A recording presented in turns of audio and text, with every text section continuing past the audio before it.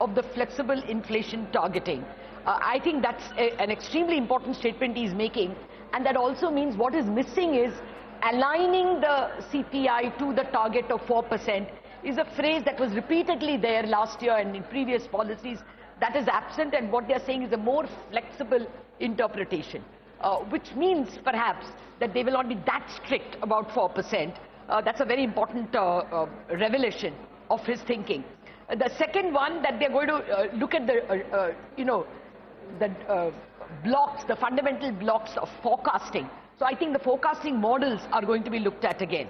I think the second biggest takeaway for the markets, especially the stock markets, is that the regulatory framework comes with a cost. That when you want stability and inclusion, it will also mean a lesser efficiency.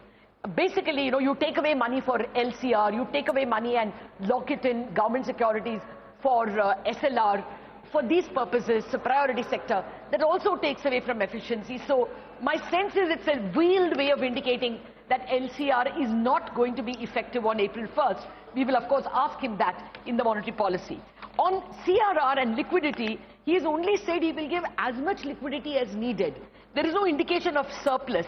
Very clearly, we will take proactive steps, but he is not saying surplus liquidity, which means liquidity as and when needed is the message that's coming. So my sense is it's very clearly on regulation, they will go soft. Flexibility of the flexible inflation targeting will be more adhered to, and there is going to be a redefinition in terms of the macros. They're going to make it smoother or perhaps more accurate. Then I think a very big takeaway is that many banks are unwilling to lend in the call market. They lend in the repo market, not in the call market. There is a fear in the market, in the banks, that if you borrow from repo and lend in the call, then the auditors will ask questions. I think he's, telling the bankers, please come and lend in the call market. Auditors will not ask questions. I think that's again a very, very big signal that banks were waiting for, and I'm glad it has been given. But basically, for the markets, a 0.25% rate cut and a more flexible interpretation. I would interpret that as almost accommodative, but the stance is still neutral. Let me get to the experts before I come to Ritu, who will have more things to contribute. Upasana, what would you surmise from what you have heard? Do you expect a rate cut in April, for instance? Yes, of course, Lata. I think it's a very much in line with expectations policy across the board, if you look at. Just want to highlight one thing, that as you mentioned, the flexible inflation targeting. I think earlier we were in doubts whether we will have to wait for 4% to be achieved before an action is taken. I think today's emphasis on flexibility of inflation targeting kind of provides cues on the fact that if inflation is broadly looking ahead in line with 4% target, then growth can be considered as a primary objective.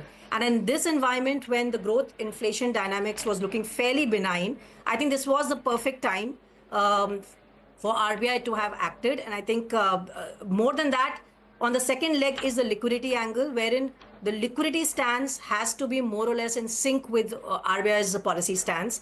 They have already acted ahead, and that kind of had sets the stage for a repo rate cut. So, the liquidity easing measures which have been announced, and we believe that there will be more coming, but they will have to be on a wait and watch mode. Clearly, they will have to be watching that closely. But liquidity will be playing a much more important role going ahead, now that RBI has delivered that 25 basis of rate cut, which was broadly in line with what I think everyone in the market was expecting. No, but since he says more flexible, are you expecting April cut? Yes, Lata, we are cumulatively looking at 50 basis of rate cut. So with one gone, I think we have now one more rate cut to go, and it is better to go ahead with back-to-back rate cuts, because the room, I think, for incremental rate cuts more and more will be limited. Okay. All right.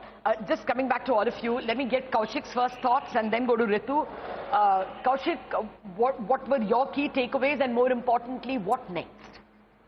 Hi, Lata. This is, I think, excellent policy decision to cut 25 basis points and don't go overboard on liquidity. RBI has already announced liquidity measures. Governor mentioned the word proactively and stressed on it. So as and when it is required in March, after the OMO purchases are over, if they feel like they need to give more, they'll definitely give more OMO purchases, or FX swap, another 5 billion. All those will be coming. As I told you in the expectations part, that I don't expect CRR to be cut, so they haven't touched. At a later point, if it is required, that may be seen, but I don't think CRR will be required, given that in May, RBI will give a very big dividend, 2.3, 2.4 trillion to the government of India. That will also add to liquidity as the government spends. The other thing that caught my attention, and I liked the fact, is that the governor stressed on the part of being monetary policy being forward looking. So you do not need to wait for 4% inflation to start cutting. You have to start in advance seeing the runway. And if the runway is showing you that inflation will average about 4.2 in the next fiscal year, even at say 6% repo rate, your real policy rate is still 1.75 positive. So I think RBI has done the right thing. April, there's another rate cut for sure. And after that, I think the stance will change to accommodative, simply because after 50 basis points rate cut, RBI may not want to reduce the repo rate too much, because the Fed has only cut 100 basis points. But if you still want to give some bit of easing, that time you can bring in more liquidity and drive an effective easing by driving short-term rates closer to the SDF rate. So the short-term rates can fall to 5.75 with the repo rate staying at 6%. And that is how you achieve that, by changing the stance to accommodative, because once you change the stance to accommodative, the liquidity stance also has to be aligned with the rate stance. And in that scenario, you can only pause or cut rates, and then short-term rates need to come to the lower end of the corridor. Yeah. That's my view. Yeah. Very important to note that the rupee has actually not moved much. Before the policy started, I noted the rupee, it was 87.46, now 87.48.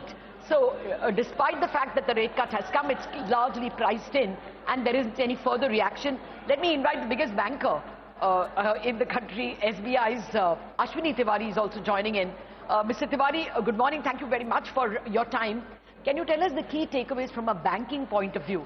They've asked you all to lend more in the call and not keep away. No questions will be asked by your auditors or by the supervision department. Also, more derivatives for insurance companies, to hedge longer term G-Secs. More retail participation, can come into the NDS markets. Those are also been announced. But from a banking point of view, what's your takeaway? Good morning, Lata. Thank you for having me. I think the rate cut is broadly in line with our expectations and our house view. So no surprises there. The balance point, which he talked about, balance between policy and growth, I think that's very welcome. In terms of banking, I think you already listed out the things which has been there. But the only thing I would like to correct is, it's not that we are not participating in the call money market. We are very much there. And this gives a far more flexibility, the derivatives which have been announced. And more importantly, the cyber things he talked about in the bank domain. We are engaged with them and we'll work with them. I think RBI is very geared up to protect customers from digital frauds. And therefore, overall, in terms of having a system, whole of system approach with RBI and the government, this is also a step in the right direction. So overall, I would say that the takeaways are that the banks should continue to be cautious, yet be focused on lending and doing the job which they are supposed to do.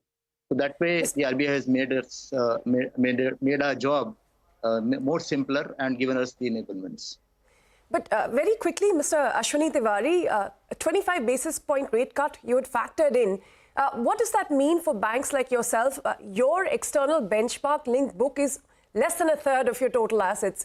But broadly, what do you expect now going forward, the impact on your business thanks to these cuts, and the indication that RBI is going to be forward-looking, target the band and not the 4% central level, leaving more room for rate cuts going forward? What will that mean for banks like you?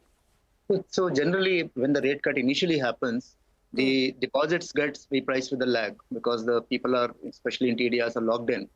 And the loans, especially this 1/3 you talk about, the external benchmark linked rate, that will be changed immediately. So in the beginning, there'll be some margin pressures, but going forward, as we realign our deposit rates also in line with the rate cut, this will settle down. And we have always given a NIM guidance of between 3.1 to 3.3. This quarter, we were a little lower, but we expect to get back there soon. So therefore, for us also, we'll have to realign a little both in the deposit and the lending rates as we go forward, and it will settle in after some time. So, yeah, Mr. Tiwari, the market analyst interpretation was that your NIMs will be impacted by 5 basis, which is the least amongst all the other banks. I mean, HDFC, ICICI all have like 6 or 7 basis. Yours is 5 basis. Is that a correct calculation? No, I really just because of the rate cut. Calculation. No, I have not looked at that calculation which the analysts have done.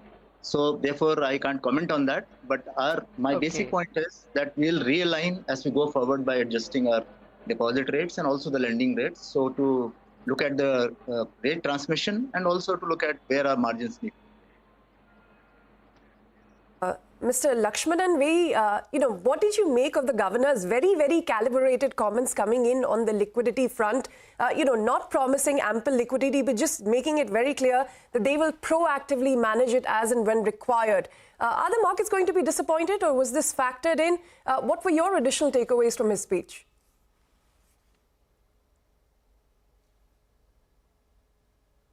Mr. Lakshmanan, I think you're on mute. My apologies. No, yes, so this was definitely as per the predominant market expectations. If you look at the markets and the response thereafter, markets have not moved much. You would note the currency level, but importantly the OIS levels, the G6, of course, the yields have moved up a bit. But overall, this being a predominant expectation, I don't think market is disappointed by any means. And in many manners, the way RBI had alluded to supporting liquidity even much before this policy, as well as the governor's speech over here, has given enough confidence that liquidity is clearly a focus and they will not let the markets down should there be a liquidity requirement at all. So overall, I don't think there is anything beyond balance that has been spoken of by the governor's MPC, and I think market would gradually move into an April expectation, potentially for a rate cut. Of course, keeping the inflation dynamic expectations, and of course also looking into how the global macro is developing. With the rate cut expectation coming by, maybe the rates may smoothen down a bit. But overall, I think there is not much to be either overly euphoric or disappointed about. Okay. Well, the call rate has already fallen, obviously. It's now at 6.35, midpoint between 625 and 650, and I would assume it will eventually go to 6.25. As Mr. Tiwari says, we have no objection to lending in the call, but call volumes are in 5 figures. They are in thousands, 10,000s of crores, whereas the TREPS volume is going to 1 lakh crore. So clearly you are preferring the collateralized lending market and not the uncollateralized lending market, and the governor is requesting you all to lend more over there. Call has come down naturally because the repo, the MSF rate, everything would be down by 25 basis. Shobit Malhotra is also with us. Shobit, lots of announcements for your market actually. You all can now participate in the NDS home, and there are also these derivatives available. How does life change for you all? What is also your call on the 10-year bond yield? Yeah, thank you, Lata. I think initial reaction of the market on liquidity measures has not been too positive. I think market was expecting a change of stance to accommodative. If RBI is confident of providing liquidity, then might as well go ahead and change the stance from neutral to accommodative. So that has been a little bit of a disappointment. I think market was also expecting some more forceful measures on liquidity. So rate cut without liquidity being in surplus on a durable basis may not lead to good transmission.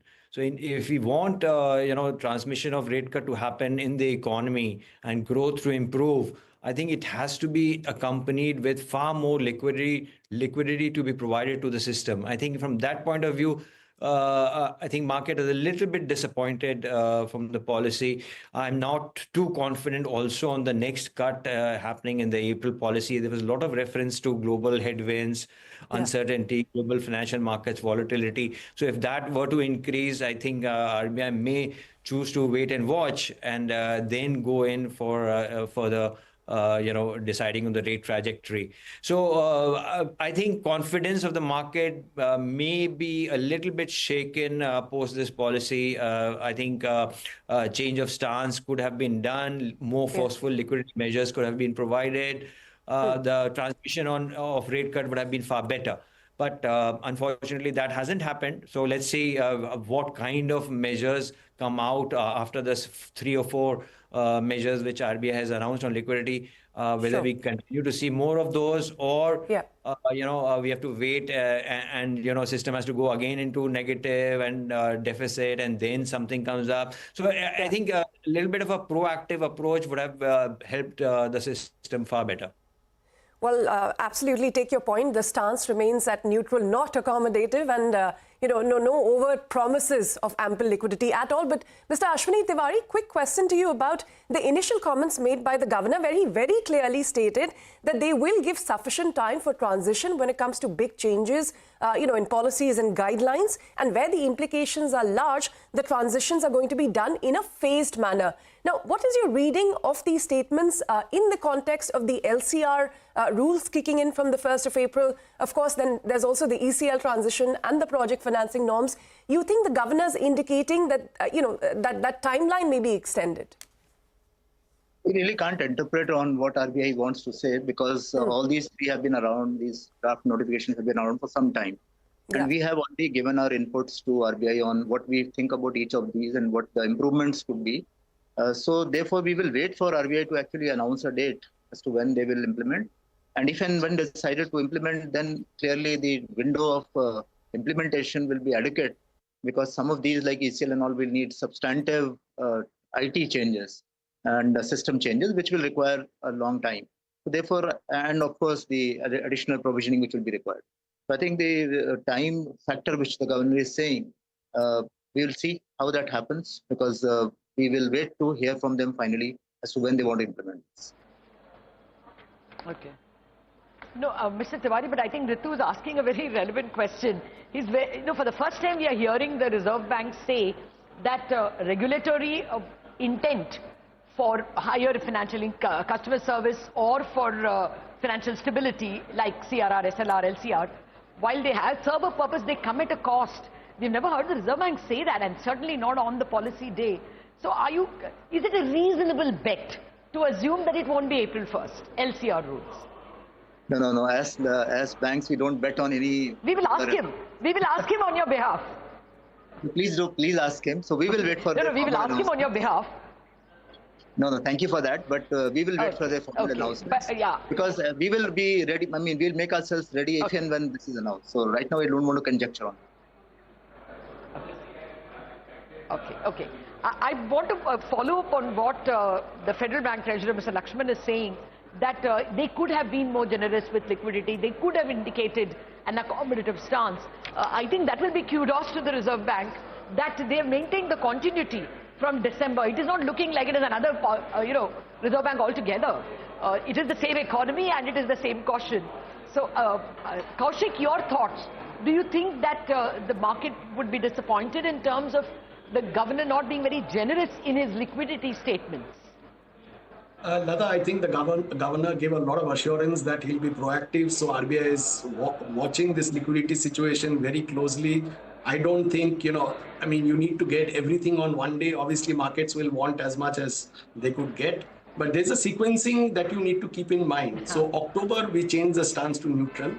December, we had a CRR cut. And then we had more liquidity measures before the rate cut. So you had the rate cut. Don't expect everything on the same day. So on April, you'll get another rate cut. And along with that time is the time when you should change the stance to accommodative. Because at that time, once you had a rate cut, you will not have a rate hike, right? Neutral means you can hike, you can cut, you can pause. But now that you've had a rate cut, April would be a good time when you say, I can either pause or I can cut rates. And that is the time to announce a rate cut and give the accommodative stance. After that, people will take a bet whether RBI will cut more than 50. I'm in the camp thinking that RBI will not cut more than 50 unless the Fed does more than 100 basis points. And it doesn't look like the Fed will do anything immediately. So you could get an effective easing after April. And that you can achieve through more liquidity coming in and driving the short-term rates to the SDF rate. then your accommodative stance on rates and liquidity will be at sync. And that is why I think, RBI, once the OMO purchases are done for February 20th, which is the last one, for March, if RBI sees more tightening, suppose RBI sees, as Shobit was saying, they will go ahead and announce more OMO purchases or FX swap in March. Why announce today for March when you have 90,000 crore of liquidity is still yet to come? VRR is there today afternoon, and then 40,000 crore more of liquidity. So you'll have to just wait it out. And it's not like RBI has to announce everything in the next April policy. They can come in between as well as far as liquidity is concerned. Okay, let me just pose one more question on similar lines to Upasana. Upasana, are you getting a sense that they will be niggardly, or they will be very, very careful with liquidity? Or you're getting a sense that they will provide adequately? For the banks at the moment, the policy is negative. That is, the repo rate has been cut. And so at least between 5 and 7 basis points, there is an impact on margins. And they cannot, pass on they will not pass on the rate cuts to the non-EBLR loans at all. Do they have enough comfort on liquidity from a banker's point of view? I think to begin with, he did mention that proactively he will provide durable liquidity as and when required. So, and already as Kaushik mentioned, there are a lot of measures which are yet, this week, next week. We have the OMO purchases, we have the, VRR 56-day. All of that is still pending. So, RBI does not have to wait for a policy to announce liquidity easing measures. And at this point, February, in terms of durable liquidity, because of the measures which have already been announced, is looking kind of comfortable. So I think it's only in March where we start seeing again, even frictional liquidity tightness because of advanced taxes, cumulative year-end tax collections and all of that. So the scope for liquidity easing measures coming in March is much more. At the same time, the disappointment which probably markets are getting because of no change in stance, this is not warranted at this point because liquidity is tight. And in this environment, they could not have changed the stance to accommodative when, for that, they will have to do much more aggressive liquidity easing. When the global environment is so uncertain, I don't think it is the right time or opportune time to go all aggressive across all the board, across all the spectrum. So they need to necessarily look at every aspect and go slow. Liquidity, I don't see any reason why markets should be worried about. RBI is providing and they will continue to provide. They will need to provide as well. And I don't see any reason why the statements anywhere were cautious. They were all comforting to the market that we are there and we will be proactively looking at durable liquidity. Okay, comforting, not comfortable, as Lakshman wants. He just wants an assurance or even actual announcements of liquidity, probably expecting FX swap announcements or, OMO auction announcements. But for all you know, Mr. Lakshman, they may come even by end of day or, very soon. Just a last word from Malhotra that I wanted. Malhotra, Shobit, you don't think that the NDS home market entry that you all are getting is big deal? So it's already there with us.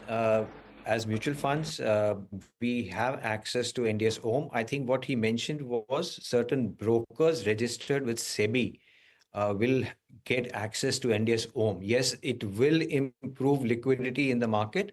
Anyways, government bond market liquidity is very good. The NDS home platform is a great platform for trading by banks, insurance companies, mutual funds.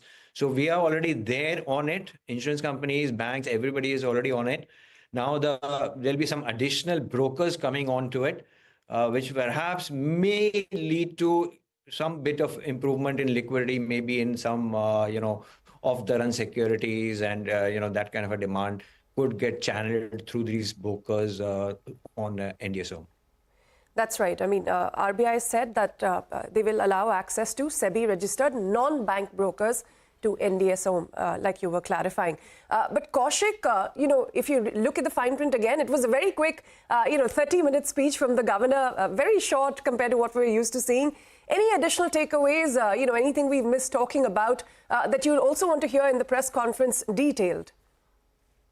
Yeah, so you can ask if you get the opportunity with what kind of real interest rate the RBI is looking at, forward-looking policy. If you remember, under the previous regime, they had specified 1.4 to 1.9% positive real rates for, kind of deciding how much rate cuts can happen with respect to forward-looking inflation. Whether any thought, has changed at RBI with the growth numbers that we've got? Are they willing to look at lower real interest rate, which could then, make up room for further rate cuts? I'm sure RBI will not give you that answer, but you could, kind of ask that question.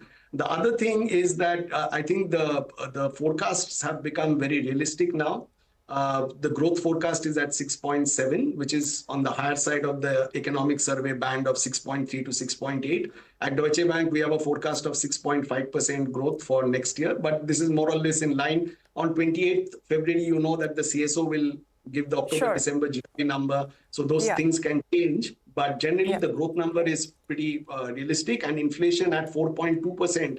Also, I think it's very realistic. We have a 4.3% forecast, but the positive real rate, whether anything has changed at RBI, that could be a good question to ask. Sure. Just very quick forward-looking summaries from all of you. Upasana, starting with you. At 4.2% sort of CPI, outlook for the rest of the year, 6.7% GDP. What is the total quantum of rate cuts you're expecting in this cycle after the 25 basis points? Maximum 50, but we are at, we can say 25 to 50. 25 to 50. Okay, Shobhit, what is your expectation? I think my expectation is for a shallow easing cycle. I think growth number of 6.7 is still a little bit on the higher side. If growth disappoints by a big margin, only then we would probably get more than 50 basis points. But my sense is I don't think April will get back-to-back rate cut. Perhaps in the later part of the year, we'll get the second cut. Sure. And very quickly, Mr. Lakshmanan, what is your sense, total quantum of cuts? Yeah, well, largely be growth number dependent. 2 rate cuts for sure, maybe a third one, should the growth numbers be disappointing. All right. So not a very steep rate cutting cycle is the expectation from here on out after the 25 basis point rate cut. On that note, Kaushik Das, Upasana Bharadwaj, Shobhit Malhotra, Mr. Tiwari, of course, Mr. Lakshmanan, thank you very much for joining us here and helping us parse through this very important policy. We've kick-started the rate cut cycle with an expected 25 basis point rate cut. On that note, from Lata and me, it's a goodbye and thank you very much for watching. Lata, to you for your final comments. Well, I think the Reserve Bank Governor has played for continuity excellently well. Continuity and change beautifully blended. Continuity in terms of, that phrase which I was looking for is there, to align inflation to target. It's there, so very much keeping with that continuity that we are focused on the target, but giving himself that room by saying that we will concentrate on the flexible part of the flexible inflation targeting, also adding that regulation should also not take away too much from efficiency. I think it's a brilliant blend of continuity and change. For the markets itself, at the moment, the disappointment is there's only a rate cut. There is not that much of an assurance on liquidity or on the next rate cut by changing the stance. But I think that may be clarified in the upcoming press conference. That's what we will wait for, whether there is more generosity in the way he tackles the liquidity questions and whether there is more accommodation in the way he tackles the interest rate questions. Excellent policy, I would say, and excellent use of language. With that, it's a break now, over to the stock market coverage and how the markets have interpreted it, and at 12 o'clock, back to the Reserve Bank.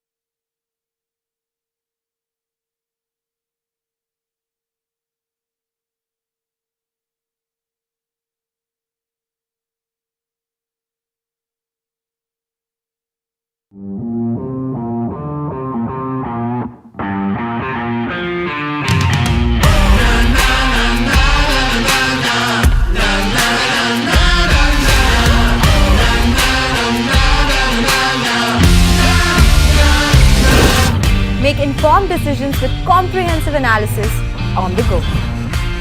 Strengthen your portfolio with real-time market updates on the go. Create effective strategies with insightful expert opinions on the go. Grow on the go with CNBC-TV18, now streaming live 24/7 on YouTube.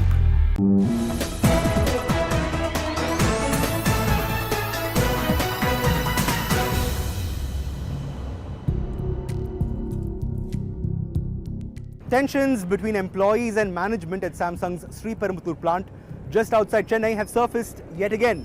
For well over 24 hours now, over 100 employees, we're told, have been staging a sit-in protest at Samsung's plant just a few meters from where I'm standing. In fact, this line of company buses and these barricades have been erected by Samsung so as to prevent members of the public and observers much like myself to see what's been going on through the gates of Samsung's plant just a few meters from where I'm standing. Now the issue is simply this.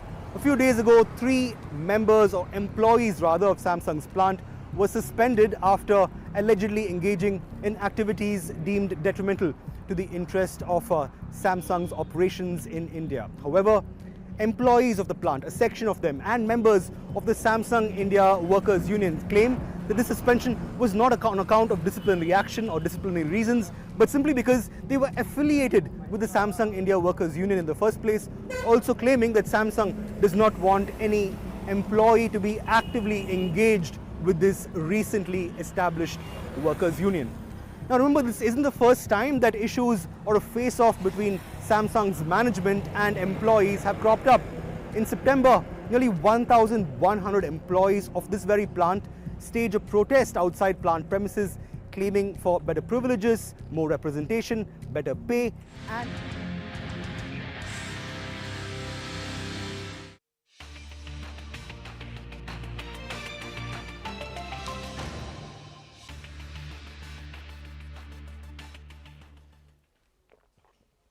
You're watching us here on Trading Hour. I'm Mangalam Malu. With me is Reema Tendulkar. In case you've just joined in, the important news of the day. The Reserve Bank of India has cut interest rates or repo rates by 25 basis points for the first time in the last 5 years, though they've maintained their stance, and the announcements around liquidity were also fairly calibrated, much against street expectations of a lot more liquidity to be given. Seems like the RBI is balancing out its action with commentary itself. The MSF rate, etc., have adjusted on account of the reduction that we've seen in repo rates. What has the market made of this? Well, not too much on the good or the bad side. The Nifty is marginally in the green after ending marginally in the red in yesterday's trading session. The Nifty Bank was marginally in the green yesterday and now is marginally in the red. The good part is the mid-cap index is doing a lot better as stocks are coming off the lows that they hit yesterday. I'm Mangalam Malu, with me, Reema Tendulkar. Hi, Reema.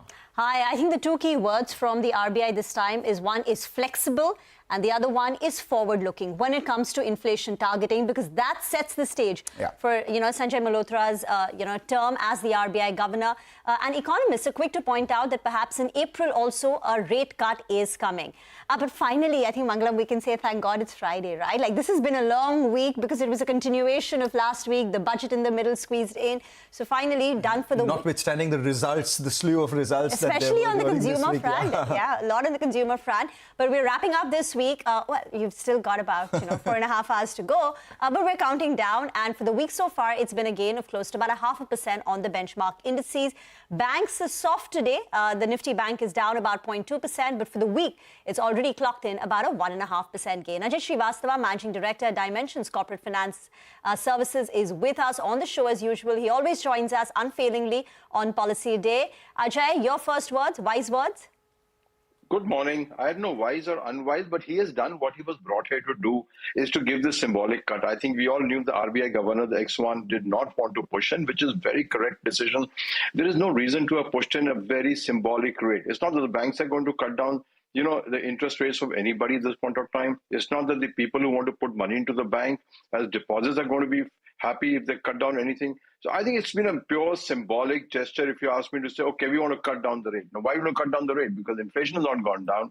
The liquidity situation is tight in the market. The rupee, the parity with the US interest rate is worse compared to last year. So if you look at the parameters of why he's done it, I think the whole market knows it's symbolic.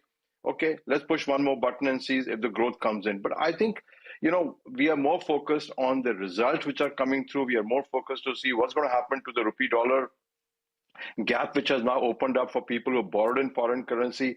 And largely speaking, as you see, the market is very, very indifferent to this 25 basis point, because I don't have a terminal right now here with me, but I don't think the yields have gone down at all based upon this rate cut. So, well, symbolic rate cut, be happy that there's so-called rate cut, but nothing much will change in terms of stock market, my friend. Results will still count, and what happens in the US and the Europe markets is going to make a difference to us. So it's not going to bring FIs back in a hurry, certainly. That's the problem. Yeah, Ajay, thank you very much. I wanted to stay back to understand from you, how you understood the policy. Thank you very much for that excellent wrap. And your point about yield is well taken. It was at 6.65 before the policy cut. After the policy cut, it went to 6.69. Because the expectation was maybe he will say accommodative stance. He didn't. He only gave a cut. So it's exactly where it was yesterday, 6.69, the 10-year bond yield, that is. But, if you can tell us how you will interpret it as a bank investor, in case you are holding a bank share, how would you look at it? On the one hand, the repo cut will mean the external benchmark loans will have to be marked lower. So there is about a 5 basis point drop in NIMs for most of the banks. But the governor is also promising more liquidity. He has told them that he is happy with the credit deposit ratio. I mean, in approximately those words. That is, you don't have to, scrounge on credit anymore. He's also said that he wants them to lend actively in the call. So regulation should not be all about prudence. It should also look at the efficiency cost, giving the impression that the LCR is definitely pushed out. It will not start on April 1. Is all this making you bank positive? I think the fundamental flaw in all this, Lata, is that people who invest money in capex, in the private capex, look at 0.5, 0.25% interest to make a differential to the project. They don't. Believe me, they don't. None of them look at it. Yes, interest cost is relevant, but interest is a very small percentage of your capex cost of any large project at this point of time. What they need for is the demand will go up. What they need for is there is a requirement of credit in the market. That's where banks' fortunes are made. Now, we all know the story of unsecured credit. That segment is gone.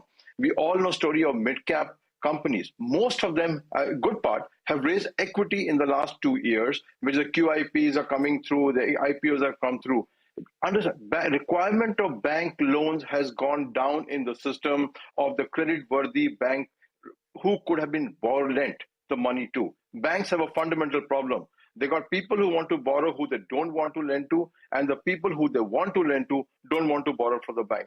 There's a fundamental, and it's a spin-off of what happened in the equity market. Our companies capitalized it so well.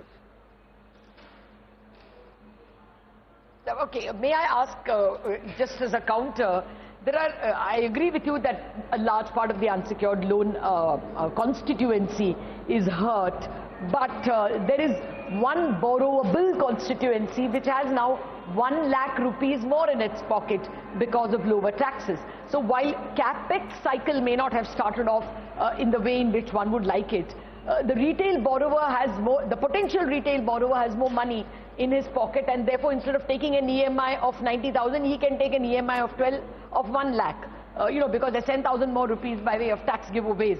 As well, banks have been told to lend. Credit deposit ratio is fine, is what the governor is saying. And he's saying that we will give more liquidity. The neutral question is, what is your attitude to banking stocks? Are you attracted to banking or NBFC stock now? For the last 2 years, we've told you we have not held a single bank stock. We don't hold the banking index at all, zero. And the reasons we just outlined is, and I will not buy the bank stocks again for the same reason.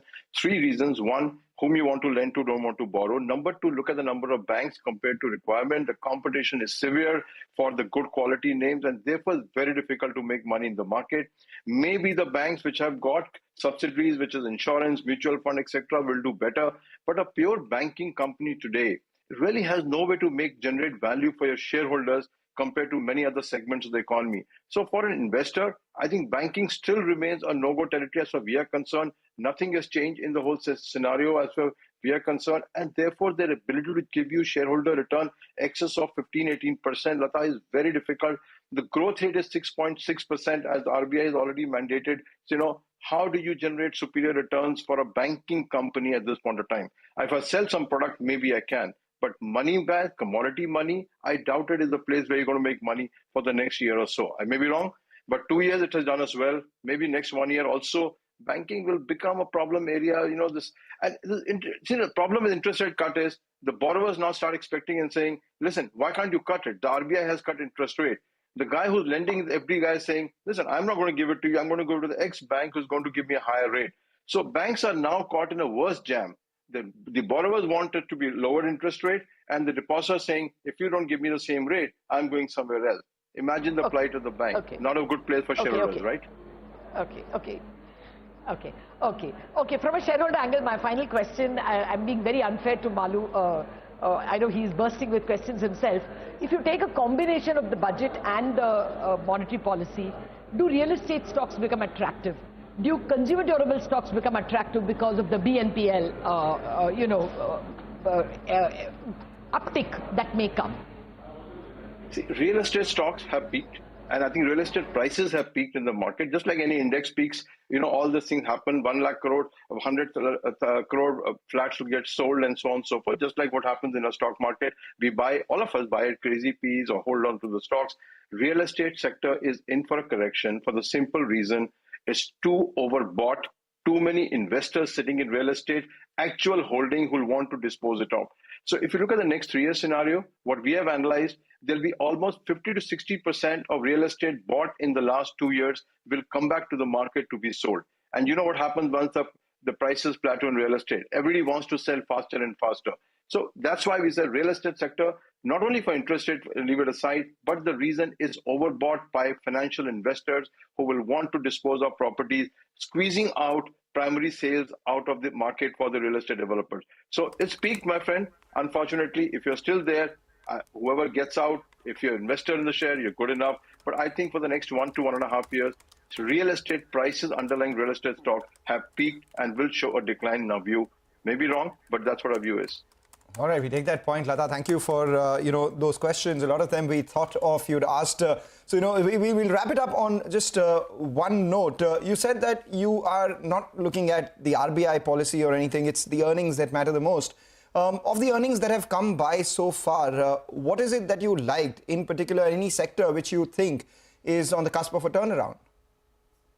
I won't say turnaround because it's already grown up. I think the hotels have surprised on the upside to say the kind of resilience they're showing, and still the rates in the market are absolutely phenomenal. I think that's one sector which has given us a great comfort that for 2 years time frame, you are in a good sector by and large. As a whole hotel, 6-7 companies listed, so you don't have too many choices of that, but also means that the segment is fairly concentrated. So hotels is one. Aviation is definitely the second one, which has surprised to the strength. Yes, there is issues on rupee dollar, which will keep coming in, but I think the demand supply is going to be in favor of these companies. So aviation, hotels, I think is very good. Capex at this point of time has corrected dramatically. So MNC Capex companies, now perhaps the results have been good. As always in market cut down, everything gets sold. But I think the MNC Capex companies represent a phenomenal turnaround scenario for the next 2 to 3 years, in spite of government lower Capex, because they supply to a different part of the industry. And the last one is, I think, auto ancillaries. I think they will be doing well. And the final one where we have a large holding is commodities. With rupee at 88, 89, now they can price their commodities 5% higher than they could last year, even if volumes are same. And that all that 5% will go to the bottom line. So I think commodity companies, there are very few in this country, will reap a huge bonus dividend in the next 12 months. Nothing to be done, just thanks to rupee dollar. Indeed, the weakness in the currency has made the domestic companies far more competitive. That point is well taken. Thank you very much, Ajay, for joining in. He likes hotels, he likes aviation. They've surprised him with the kind of resilience across the last few years. MNC Capex companies, and then you've got commodity names. Get into a break, and that gives us a cue to talk about commodities on the other side of this break with Manisha Gupta.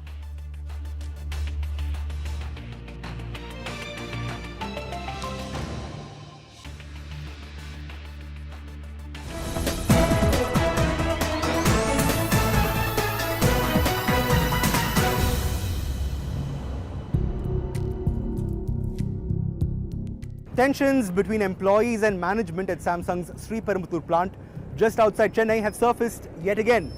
For well over 24 hours now, over 100 employees, we're told, have been staging a sit-in protest at Samsung's plant just a few meters from where I'm standing. In fact, this line of company buses and these barricades have been erected by Samsung so as to prevent members of the public and observers, much like myself, to see what's been going on through the gates of Samsung's plant just a few meters from where I'm standing. Now, the issue is simply this. A few days ago, 3 members or employees rather of Samsung's plant were suspended after allegedly engaging in activities deemed detrimental to the interest of Samsung's operations in India. However, employees of the plant, a section of them, and members of the Samsung India Workers Union claim that this suspension was not on account of disciplinary action or disciplinary reasons, but simply because they were affiliated with the Samsung India Workers Union in the first place, also claiming that Samsung does not want any employee to be actively engaged with this recently established workers union. Now remember, this isn't the first time that issues or a face-off between Samsung's management and employees have cropped up. In September, nearly 1,100 employees of this very plant staged a protest outside plant premises, claiming for better privileges, more representation, better pay, and also representation by way of a union which Samsung said all that while that it was averse to forming in the first place. However, following the Madras High Court's intervention, Samsung India Workers Union became a registered union under the Tamil Nadu Labour Department, thereby ensuring that some of these workers' demands pertaining to representation by way of a union was summarily met. However, these issues clearly have not been laid to rest, simply on account of the recent suspension of those 3 employees. Now, the issue is simply this.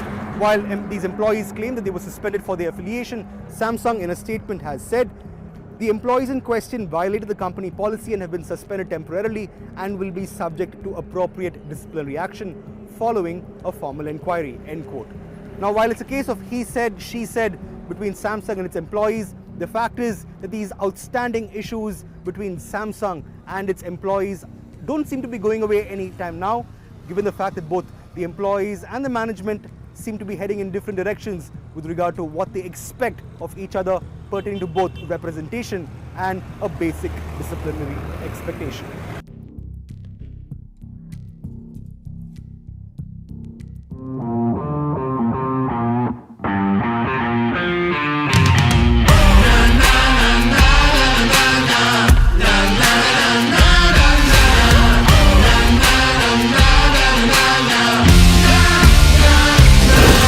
Make informed decisions with comprehensive analysis on the go. Strengthen your portfolio with real-time market updates on the go. Create effective strategies with insightful expert opinions on the go. Grow on the go with CNBC.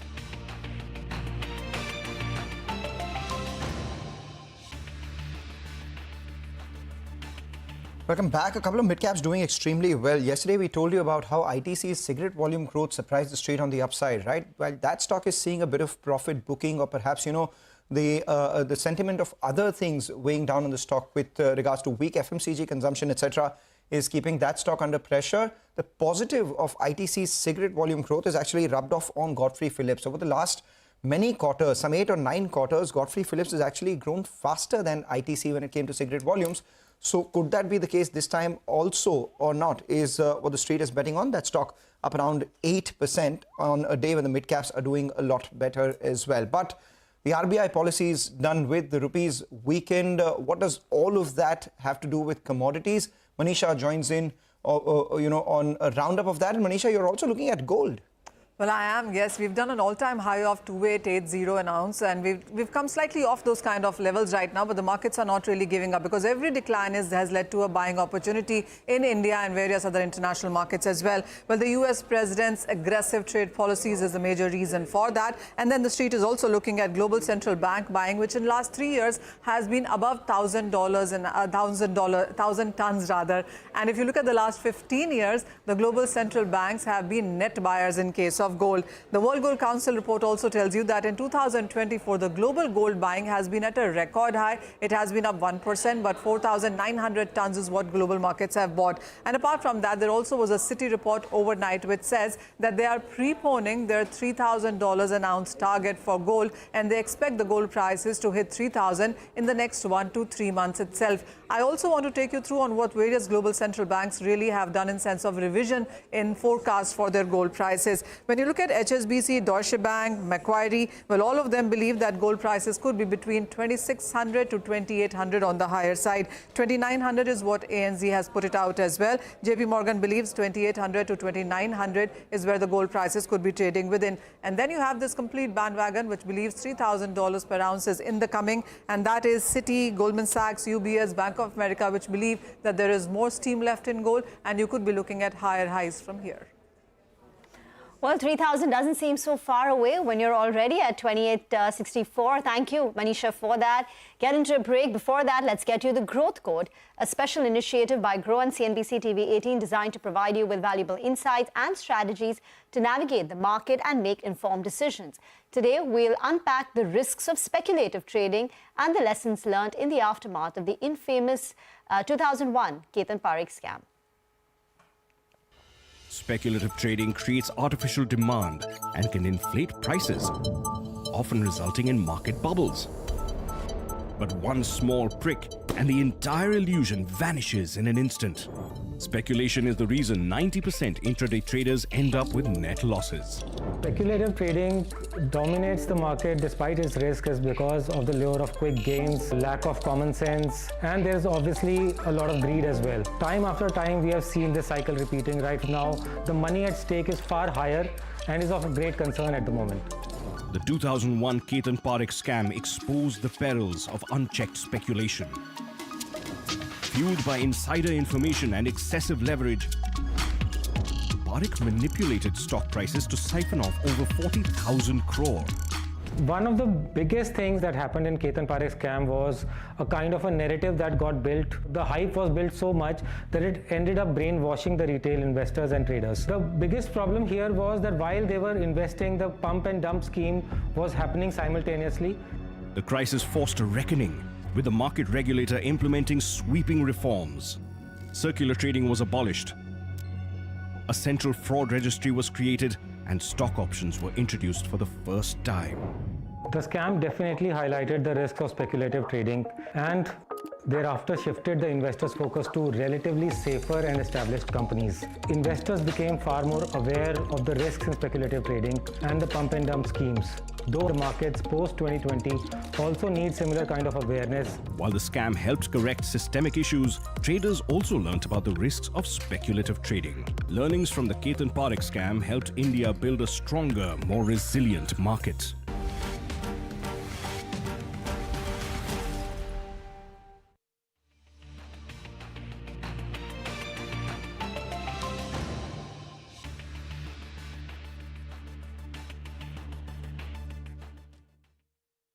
TV18, now streaming live 24/7 on YouTube.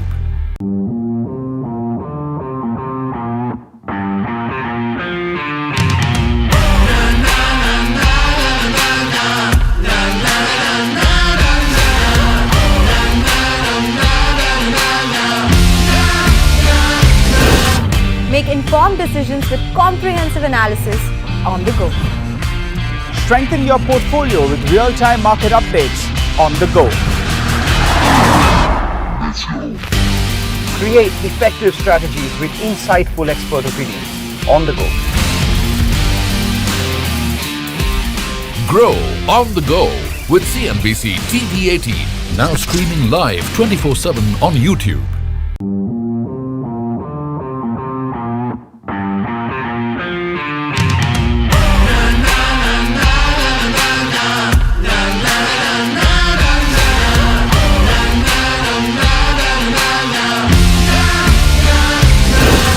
Make informed decisions with comprehensive analysis on the go.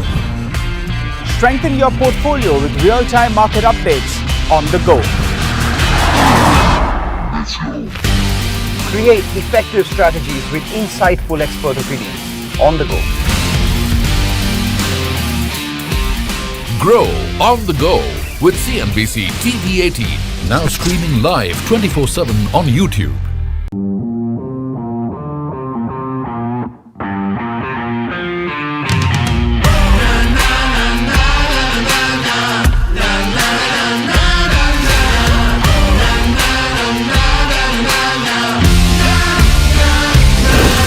Make informed decisions with comprehensive analysis on the go. Strengthen your portfolio with real-time market updates on the go. Create effective strategies with insightful expert opinions on the go. Grow on the go with CNBC-TV18, now streaming live 24/7 on YouTube.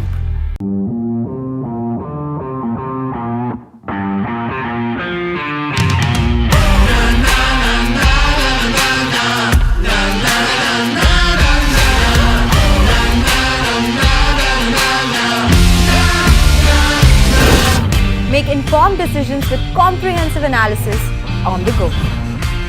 Strengthen your portfolio with real-time market updates on the go. Create effective strategies with insightful expert opinions on the go. Grow on the go with CNBC-TV18, now streaming live 24/7 on YouTube.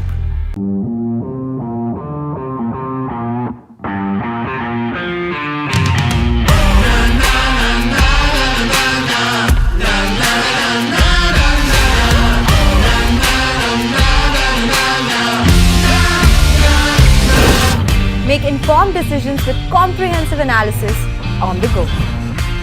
Strengthen your portfolio with real-time market updates on the go. Create effective strategies with insightful expert opinions on the go. Grow on the go with CNBC-TV18, now streaming live 24/7 on YouTube.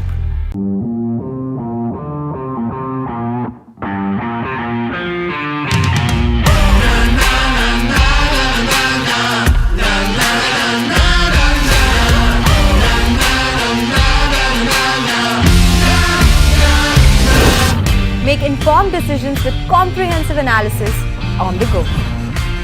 Strengthen your portfolio with real-time market updates on the go. Create effective strategies with insightful expert opinions on the go.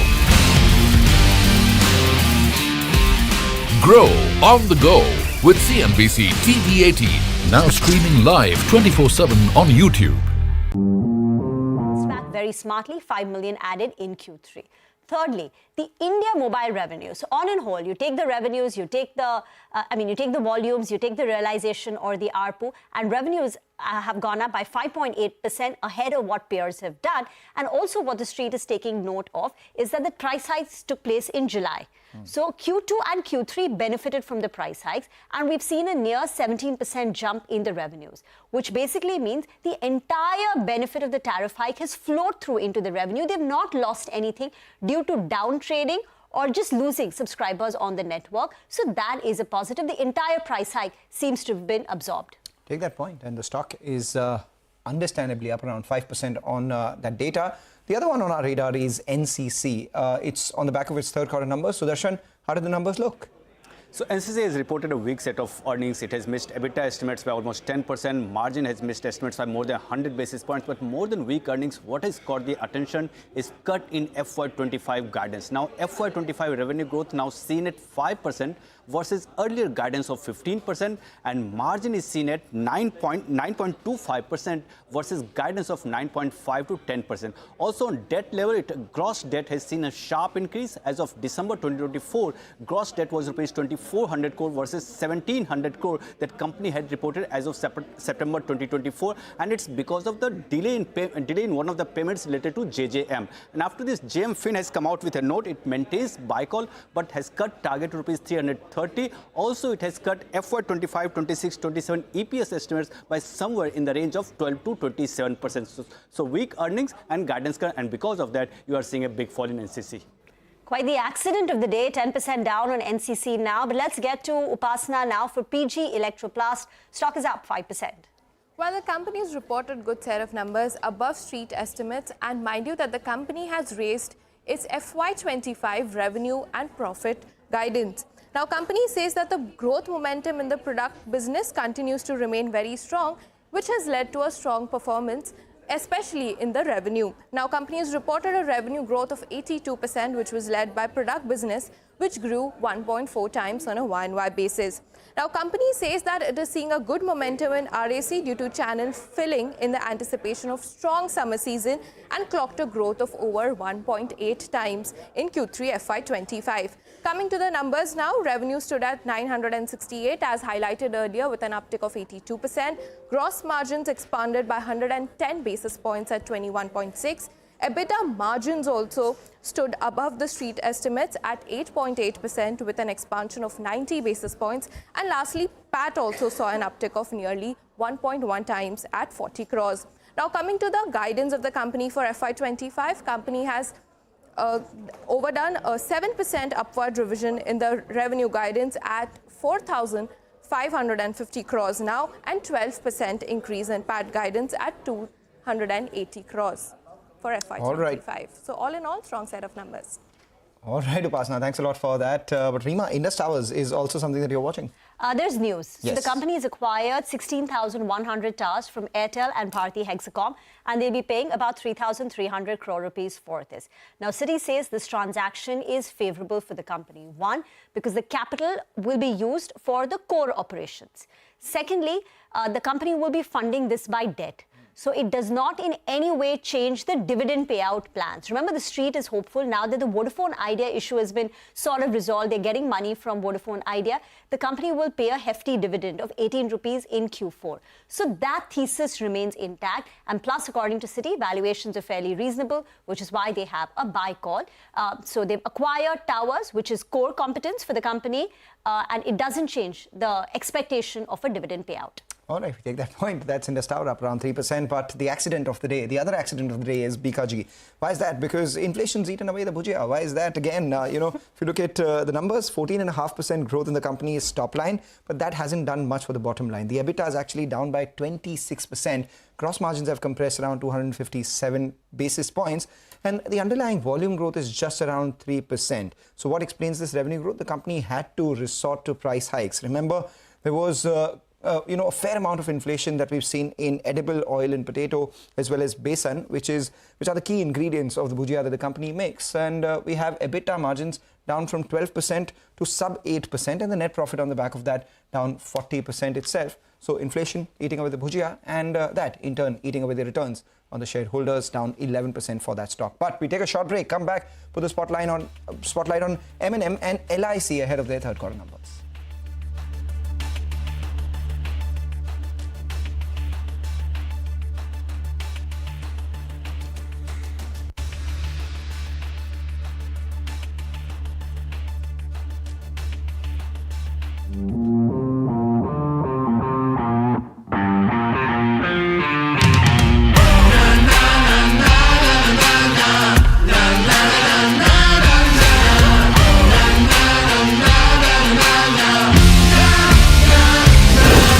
Make informed decisions with comprehensive analysis on the go.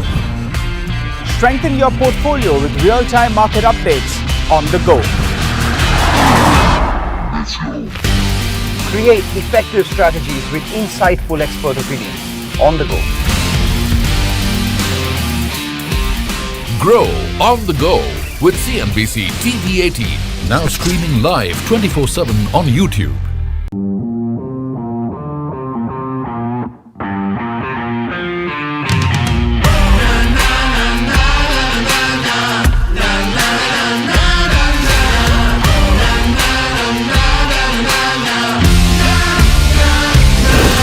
Make informed decisions with comprehensive analysis on the go.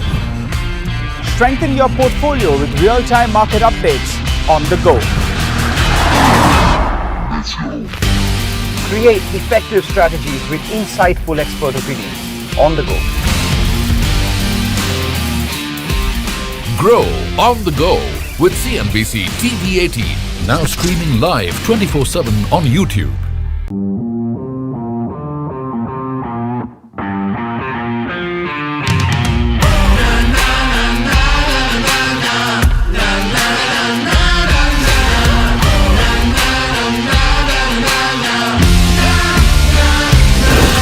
Make informed decisions with comprehensive analysis on the go. Strengthen your portfolio with real-time market updates on the go. Create effective strategies with insightful expert opinions on the go. Grow on the go with CNBC-TV18. Now streaming live 24/7 on YouTube.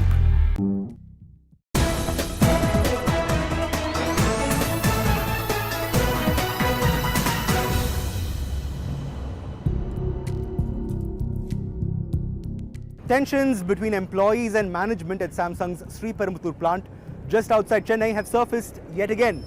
For well over 24 hours now, over 100 employees, we're told, have been staging a sit-in protest at Samsung's plant just a few meters from where I'm standing. In fact, this line of company buses and these barricades have been erected by Samsung so as to prevent members of the public and observers, much like myself, to see what's been going on through the gates of Samsung's plant just a few meters from where I'm standing.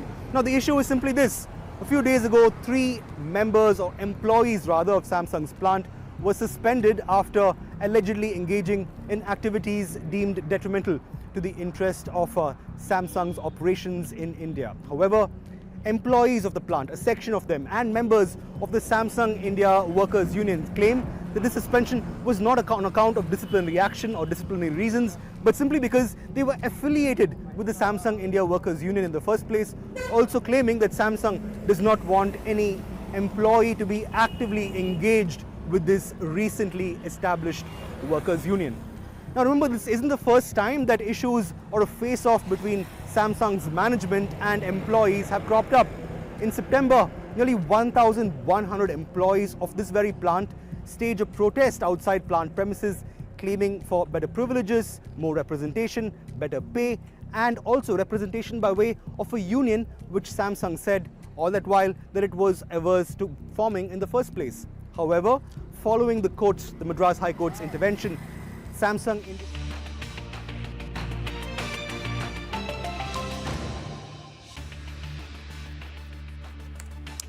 Welcome back. Let's put focus on the numbers then. Today, the big one from the Nifty is M&M, expected to release its third quarter numbers. Sudarshan joins in to tell us what the street expects. Sudarshan, we already have the volume data and we also have the Vahan data that you painstakingly put out every month, much ahead of everyone else. Let's hear you talk about the numbers as well. So if you ask anyone which are those 2 segments in the auto sector which have been performing well, and those 2 segments are in passenger vehicles, it's SUV, and second is tractor segment. So which company is the leader in both these segments? M&M. So you can see in the volumes, YOY for auto, volumes of M&M have increased by 16%, and for tractor segment, volumes are up 20%. So on the basis of strong volume growth, we are expecting a healthy set of earnings by M&M for Q3 FY25. Profit is seen rising 29%, revenue may increase by 21%, EBITDA too can see a rise of 37%, and margin may increase by almost 200 basis points. It may come at 14.5% versus 12.8% that company reported in the same quarter last year. Also, realization may see a rise on YOY, but sequentially it may see a minor dip. Now talking about the commentary, what exactly we would be looking in the commentary. First, what is the status on overall demand if there is an uptick in the last few months, and what would be the target for FY25, basically estimates for FY25. For tractor segment, considering the demand growth in last few months, if there is any uptick in the estimate for FY25. And lastly, for EV, recently the company has made launches for 2 to 3 new products. So how has the demand been panning out over the last few months? Thank you very much for that. And this dominance in SUVs and tractors is really showing up in the stock price. 85% up in the last 1 year. 250% up in the last 3 years. And even if you look at a CAGR return over the last 5 years, which is starting the time of COVID, it's been a 41% stock price CAGR for M&M. But we will get into a short break on that note. On the other side, we'll invite the management of Gulf Oil Lubricants. The stock is up 5% post Q3 numbers. We'll get chatting.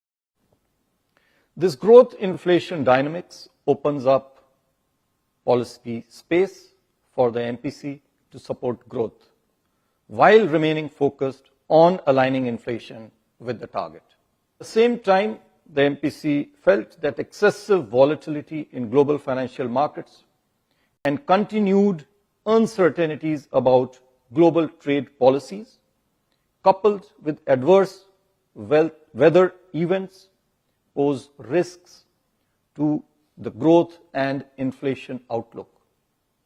This calls for the MPC to remain watchful. Accordingly, it decided to continue with a neutral stance. This will provide MPC with the flexibility to respond to evolving macroeconomic environment.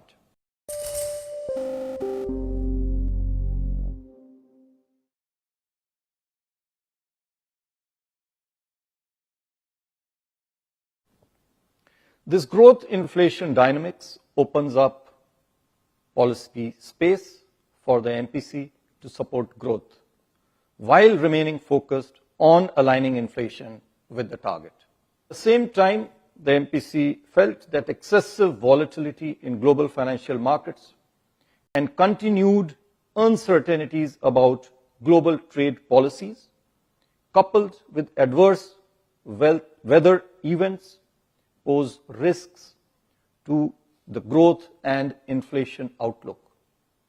This calls for the MPC to remain watchful.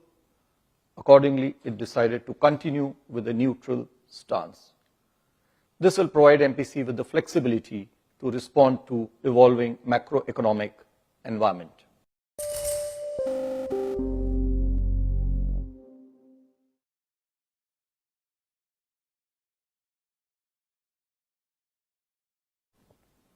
This growth inflation dynamics opens up policy space for the MPC to support growth, while remaining focused on aligning inflation with the target. At the same time, the MPC felt that excessive volatility in global financial markets and continued uncertainties about global trade policies, coupled with adverse weather events, pose risks to the growth and inflation outlook.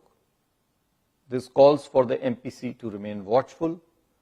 Accordingly, it decided to continue with a neutral stance. This will provide MPC with the flexibility to respond to evolving macroeconomic environment.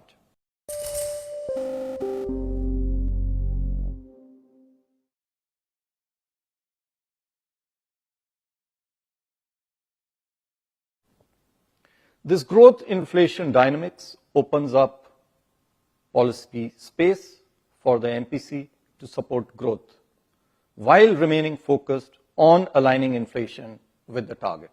At the same time, the MPC felt that excessive volatility in global financial markets and continued uncertainties about global trade policies,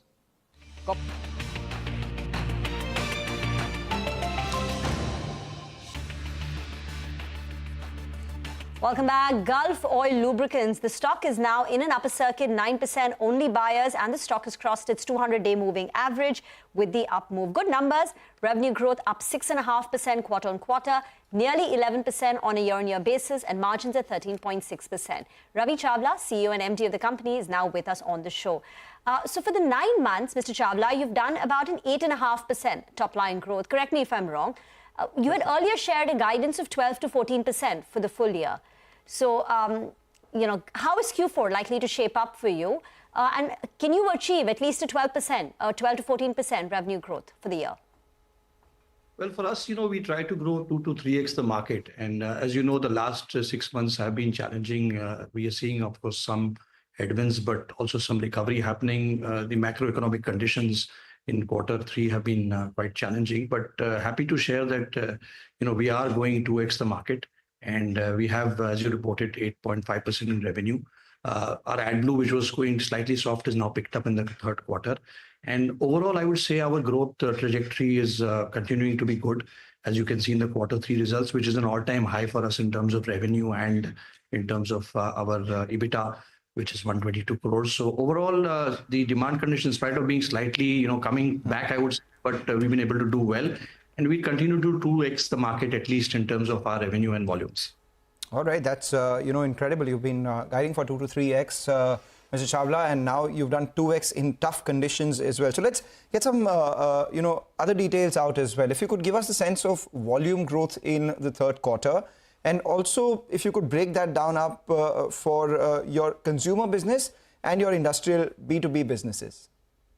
Yeah, so we have 10% of our business which comes from factory fill, which is the new vehicles, commercial vehicles. So as you know, that is going through a bit of a, I would say, low in terms of that. So that has got impacted. If we take out that, we are actually growing close to 9-10%. And the balance 90%. And if we take our overall, our B2C ratio is about 55% and 45 is B2B. So that's intact. And if you look at that, yes, we've seen segments like, for us, the motorcycle segment is doing well. That's high double digit. And the industrial and what we call the infrastructure segment, these have started picking up again, double digit growth. So overall, I would say the factory fill has impacted us, but we are seeing some shoots coming in, and hopefully with all the, the budget announced, middle class and others gaining, and we see the trajectory going up. And the fourth quarter for us is generally a strong quarter because we have, though we have achieved our highest ever, we hope that the fourth quarter this continues. And this is usually where our distributors and other such promotions end and a lot of push happens. And of course, the brand is also very strong. So distribution things come to play. And overall, our B2B businesses are doing well, and OEM is also going to pick up. So I think it augurs well in terms of our fourth quarter. So what was the absolute volume growth for you in this quarter? And did you gain market share? Where does it stand at? Yeah, so I forgot to mention it. You started with that. We did 38,500 in terms of lubricants, which is a 7% growth year on year. And this is the highest ever we have done. And sequentially, earlier used to be about 37,000 in most quarters, the best quarters so far, now 38,500. And I think that's the volume growth we have. And AdBlue also has picked up, I would say around 36,000 is what AdBlue is. So that's again a good growth for us, 13% odd. So overall, I think 13% year to date in AdBlue. So overall, good numbers coming in Q3. And I think what we've also shown that how resilient our business model is in spite of the headwinds and of course, happy to see early signs of demand recovery. So 7.5% volume growth in Q3. Considering Q4 is stronger, what could be the volume growth in Q4? And also you've said exports have done well. What was the growth? Yeah, so exports is quite high. I would say more than 20% growth in exports. And that's good for us. We're exporting to more than 25 countries for our 4 or 5 of our OEMs. And yes, 2x of the market. Whatever happens in Q4, demand conditions are 3 to 4%. We are hoping we can do well on that and try to do better than that also. What is the export contribution now? 20% growth, and is that sustainable? Or do you see it with rupee depreciation, we should see higher growth? So exports is mid-single digit. It's not that high in terms of volume, but doing well. And yes, good prospects on that as we see the Indian OEMs going, and also a few other, we would announce a few more partnerships with OEMs for export shortly. So I think that also augurs well for us looking at India as a good supply place also. Where does your market share stand at right now versus the start of this year? Since you've been growing faster than the market, we just want to get that number out. So normally, we have different segments, so it would be segment-wise. But as a benchmark, if we are growing 2x the market, we would generally gain about 0.5% market share, or 0.4, 0.3%. Certain segments, obviously, we try to do better. Industrials and others, we are less than 5% market share. So segments like diesel engine oil, motorcycle, we have higher share, close to 9-10%. And of course, amongst OEMs in the private sector, we are a lead player. So it varies, but benchmark-wise, if we are doing 2x the market growth, we would gain about 0.3, 0.4% market share. Any price decision? Yeah, sorry. Any price decision taken in Q3 or you plan to in Q4? Well, we have to wait and watch on the foreign exchange because we do import our base oil and low crude we expect it to be steady. I think we have some adjustments we do in our trade schemes, etc. But we'll have to wait and watch the next couple of days to see what is going to be the impact on the forex. Right. Are there any downside risks to your margins or any upside triggers? Because the downside risk would be your base oil being imported, and the upside risk would be premiumization along with the crude oil prices itself being range bound. Yeah, so we've been saying 12 to 14%. Happy to share last quarter was towards the higher end. And of course, it's affected. We have a lag time on the increase in the base oil. Forex, of course, also impacts us. But we've also been focusing a lot on our premium product ranges, which are less than 10 today. But we are trying to grow that 2 times. So if we are growing 7%, we would like to grow 2 times that. And that's happening successfully. So I think it's a mix of managing that. But I think we are quite committed to the 12 to 14% band as of now. And of course, we'll have to wait and watch unless there's something which is going to really, but there's a lag time, and then the recovery also happens in the B2C market. The prices go on. Then the B2B business is more, PVC led and also contract led. So I think we are good for that 12 to 14%. Happy to do more, but obviously depends on the competitive scenario also.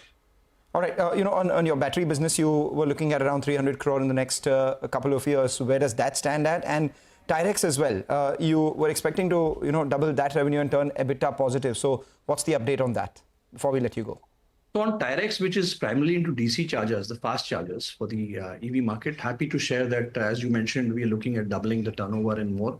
We are well on course with that, but they've got 8-10% market share, and we're happy to say we're 1,800 DC chargers installed. So we are on track to double that in terms of turnover, and obviously the market is going to grow.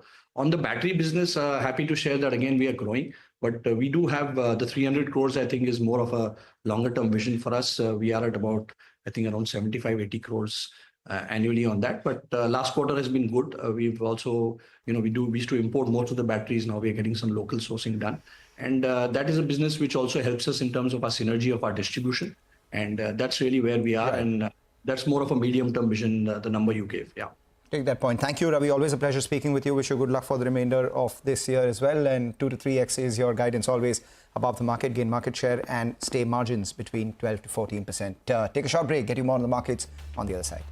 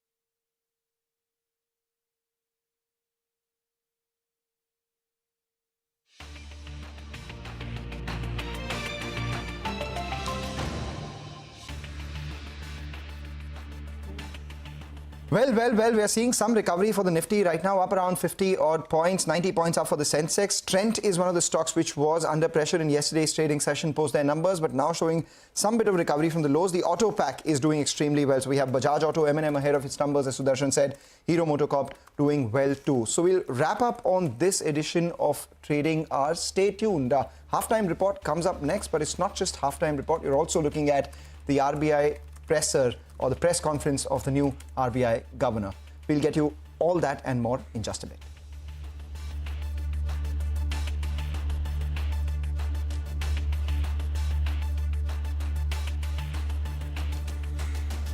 With adverse weather events pose risks to the growth and inflation outlook. This calls for the MPC to remain watchful. Accordingly, it decided to continue with a neutral stance. This will provide MPC with the flexibility to respond to evolving macroeconomic environment.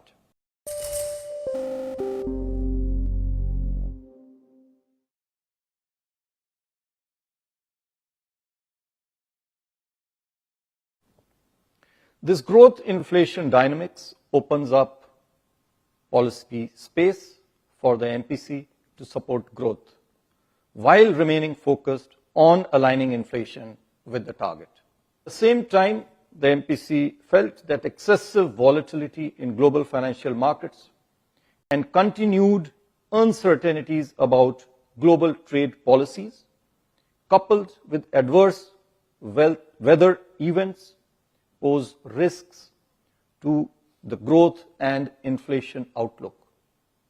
This calls for the MPC to remain watchful. Accordingly, it decided to continue with a neutral stance. This will provide MPC with the flexibility to respond to evolving macroeconomic environment.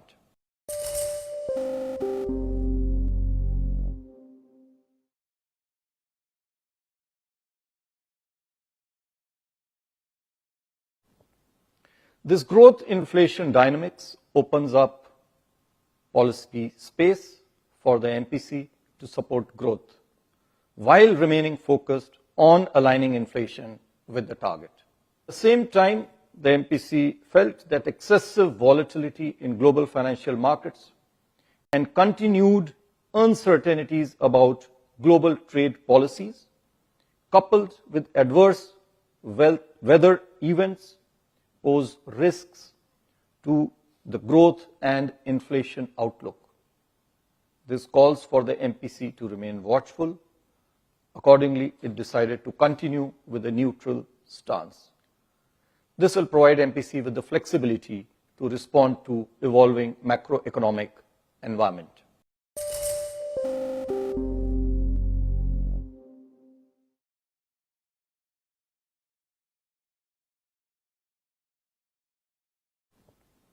This growth inflation dynamics opens up policy space for the MPC to support growth, while remaining focused on aligning inflation with the target. At the same time, the MPC felt that excessive volatility in global financial markets and continued uncertainties about global trade policies, coupled with adverse weather events, pose risks to the growth and inflation outlook. This calls for the MPC to remain watchful. Accordingly, it decided to continue with a neutral stance. This will provide MPC with the flexibility to respond to evolving macroeconomic environment.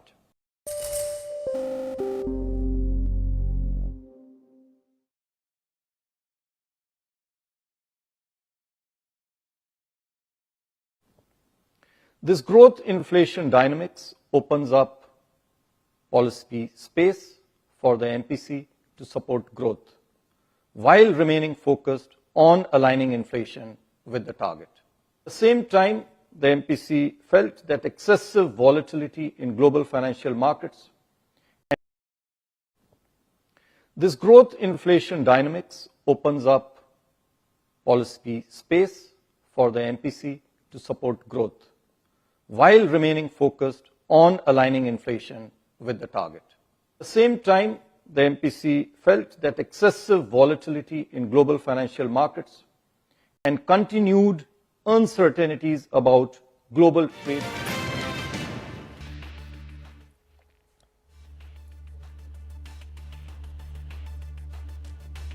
Hello and welcome to Halftime Report. The Reserve Bank of India has just announced its monetary policy, and the Reserve Bank of India top brass, including the new Governor Sanjay Malhotra, are all set to address the media after the announcement of that 25 basis point rate cut, widely anticipated by the market. The markets were expecting a bit more on the liquidity front, where RBI has chose to play cautious given the uncertainty in the global macroeconomic environment. We've also seen the CPI forecast for next year slightly lower than this year's 4.8% at 4.2%. The GDP forecast for next year is seen at 6.7%. So lots of cues to watch out for. We have the Reserve Bank of India Governor that will shortly be addressing the media on various questions. I think we'd also want to know more on what the Governor says about the LCR, the ECL, the project finance rules, all these guidelines that are about to kick in over the course of the next few months that require banks to keep aside additional capital. Whether or not that is deferred, we'll have to watch out for. But take a look at the Governor. Shri M. Rajeshwar Rao, Shri T. Ravi Shankar, and Shri Swaminathan J. We also have with us Executive Directors Dr. O.P. Mal and Dr. Rajiv Ranjan and other colleagues from the Reserve Bank. To begin with, as is the practice, I'll request Governor to make his opening remarks. After that, we'll have the question answers. Governor, sir. Well, good morning, good afternoon, and welcome to this press conference. I already made my statement, which we have also uploaded, and I'm sure you would have already gone through it. I do not have anything more to add. The MPC resolution, the rationale for it, and some of the other additional measures that we have brought in are very clearly communicated over there. So I think we can directly move towards the Q&A. I think that will give more time for all of you to ask additional questions. So we can begin, I think, with the Q&A directly. Thank you, sir. Just before we begin, a couple of announcements as always. I'll request you all to please wait for your turn and restrict to one question per person.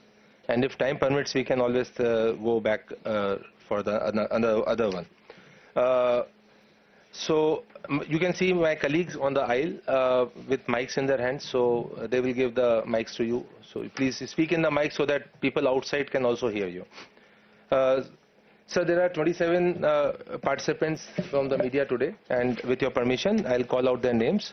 I'll request Lata from CNBC to ask her question.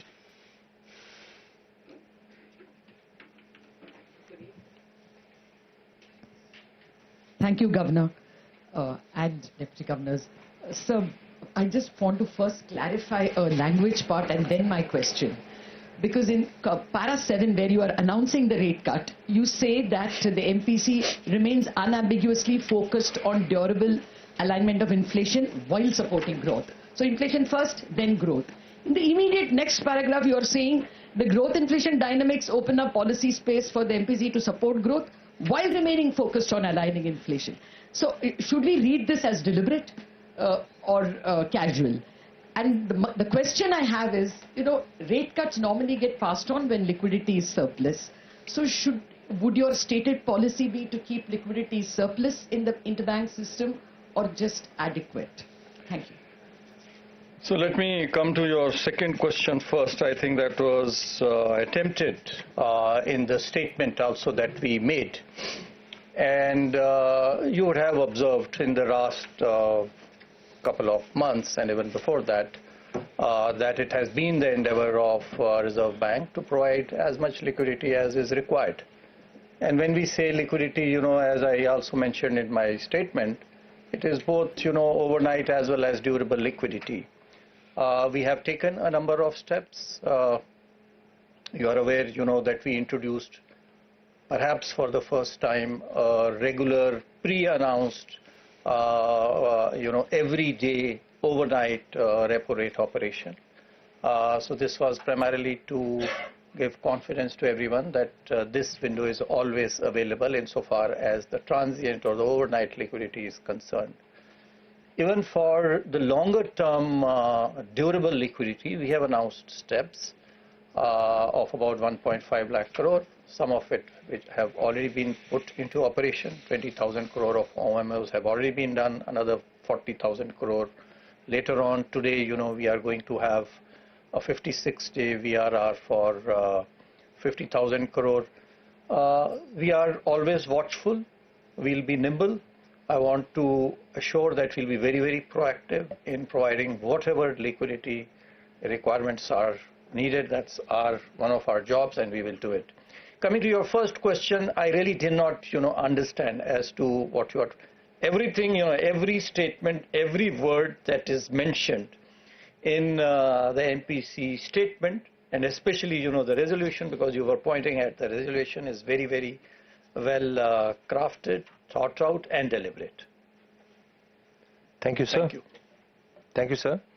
Next will be Swati from Reuters. Thank you so much, sir. So your growth forecast for next year is at 6.7%. This is yet again at the upper end of the government's range. They've given us a 6.3 to 6.8.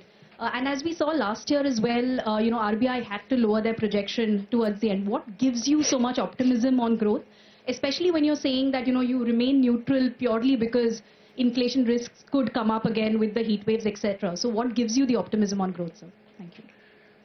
See, all the parameters we analyze very regularly, the high frequency indicators that we have, and whether one looks at agriculture with good reservoir levels, and I've made detailed assessments even in my MPC statement.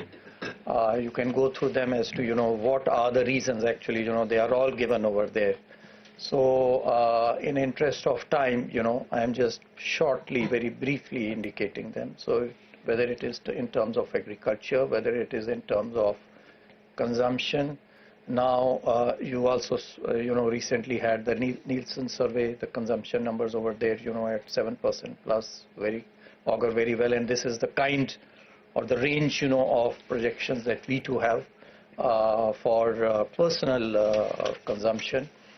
And similarly, the manufacturing activity, is also kind of picking up. The PMI levels that we got were very comfortable over there. So all this gives us the optimism that we will have what the numbers we have projected. I also mentioned in my statement that we will continue to improve, our macroeconomic models, our nowcasts and forecasts, so as to be able to give as precise a number as possible.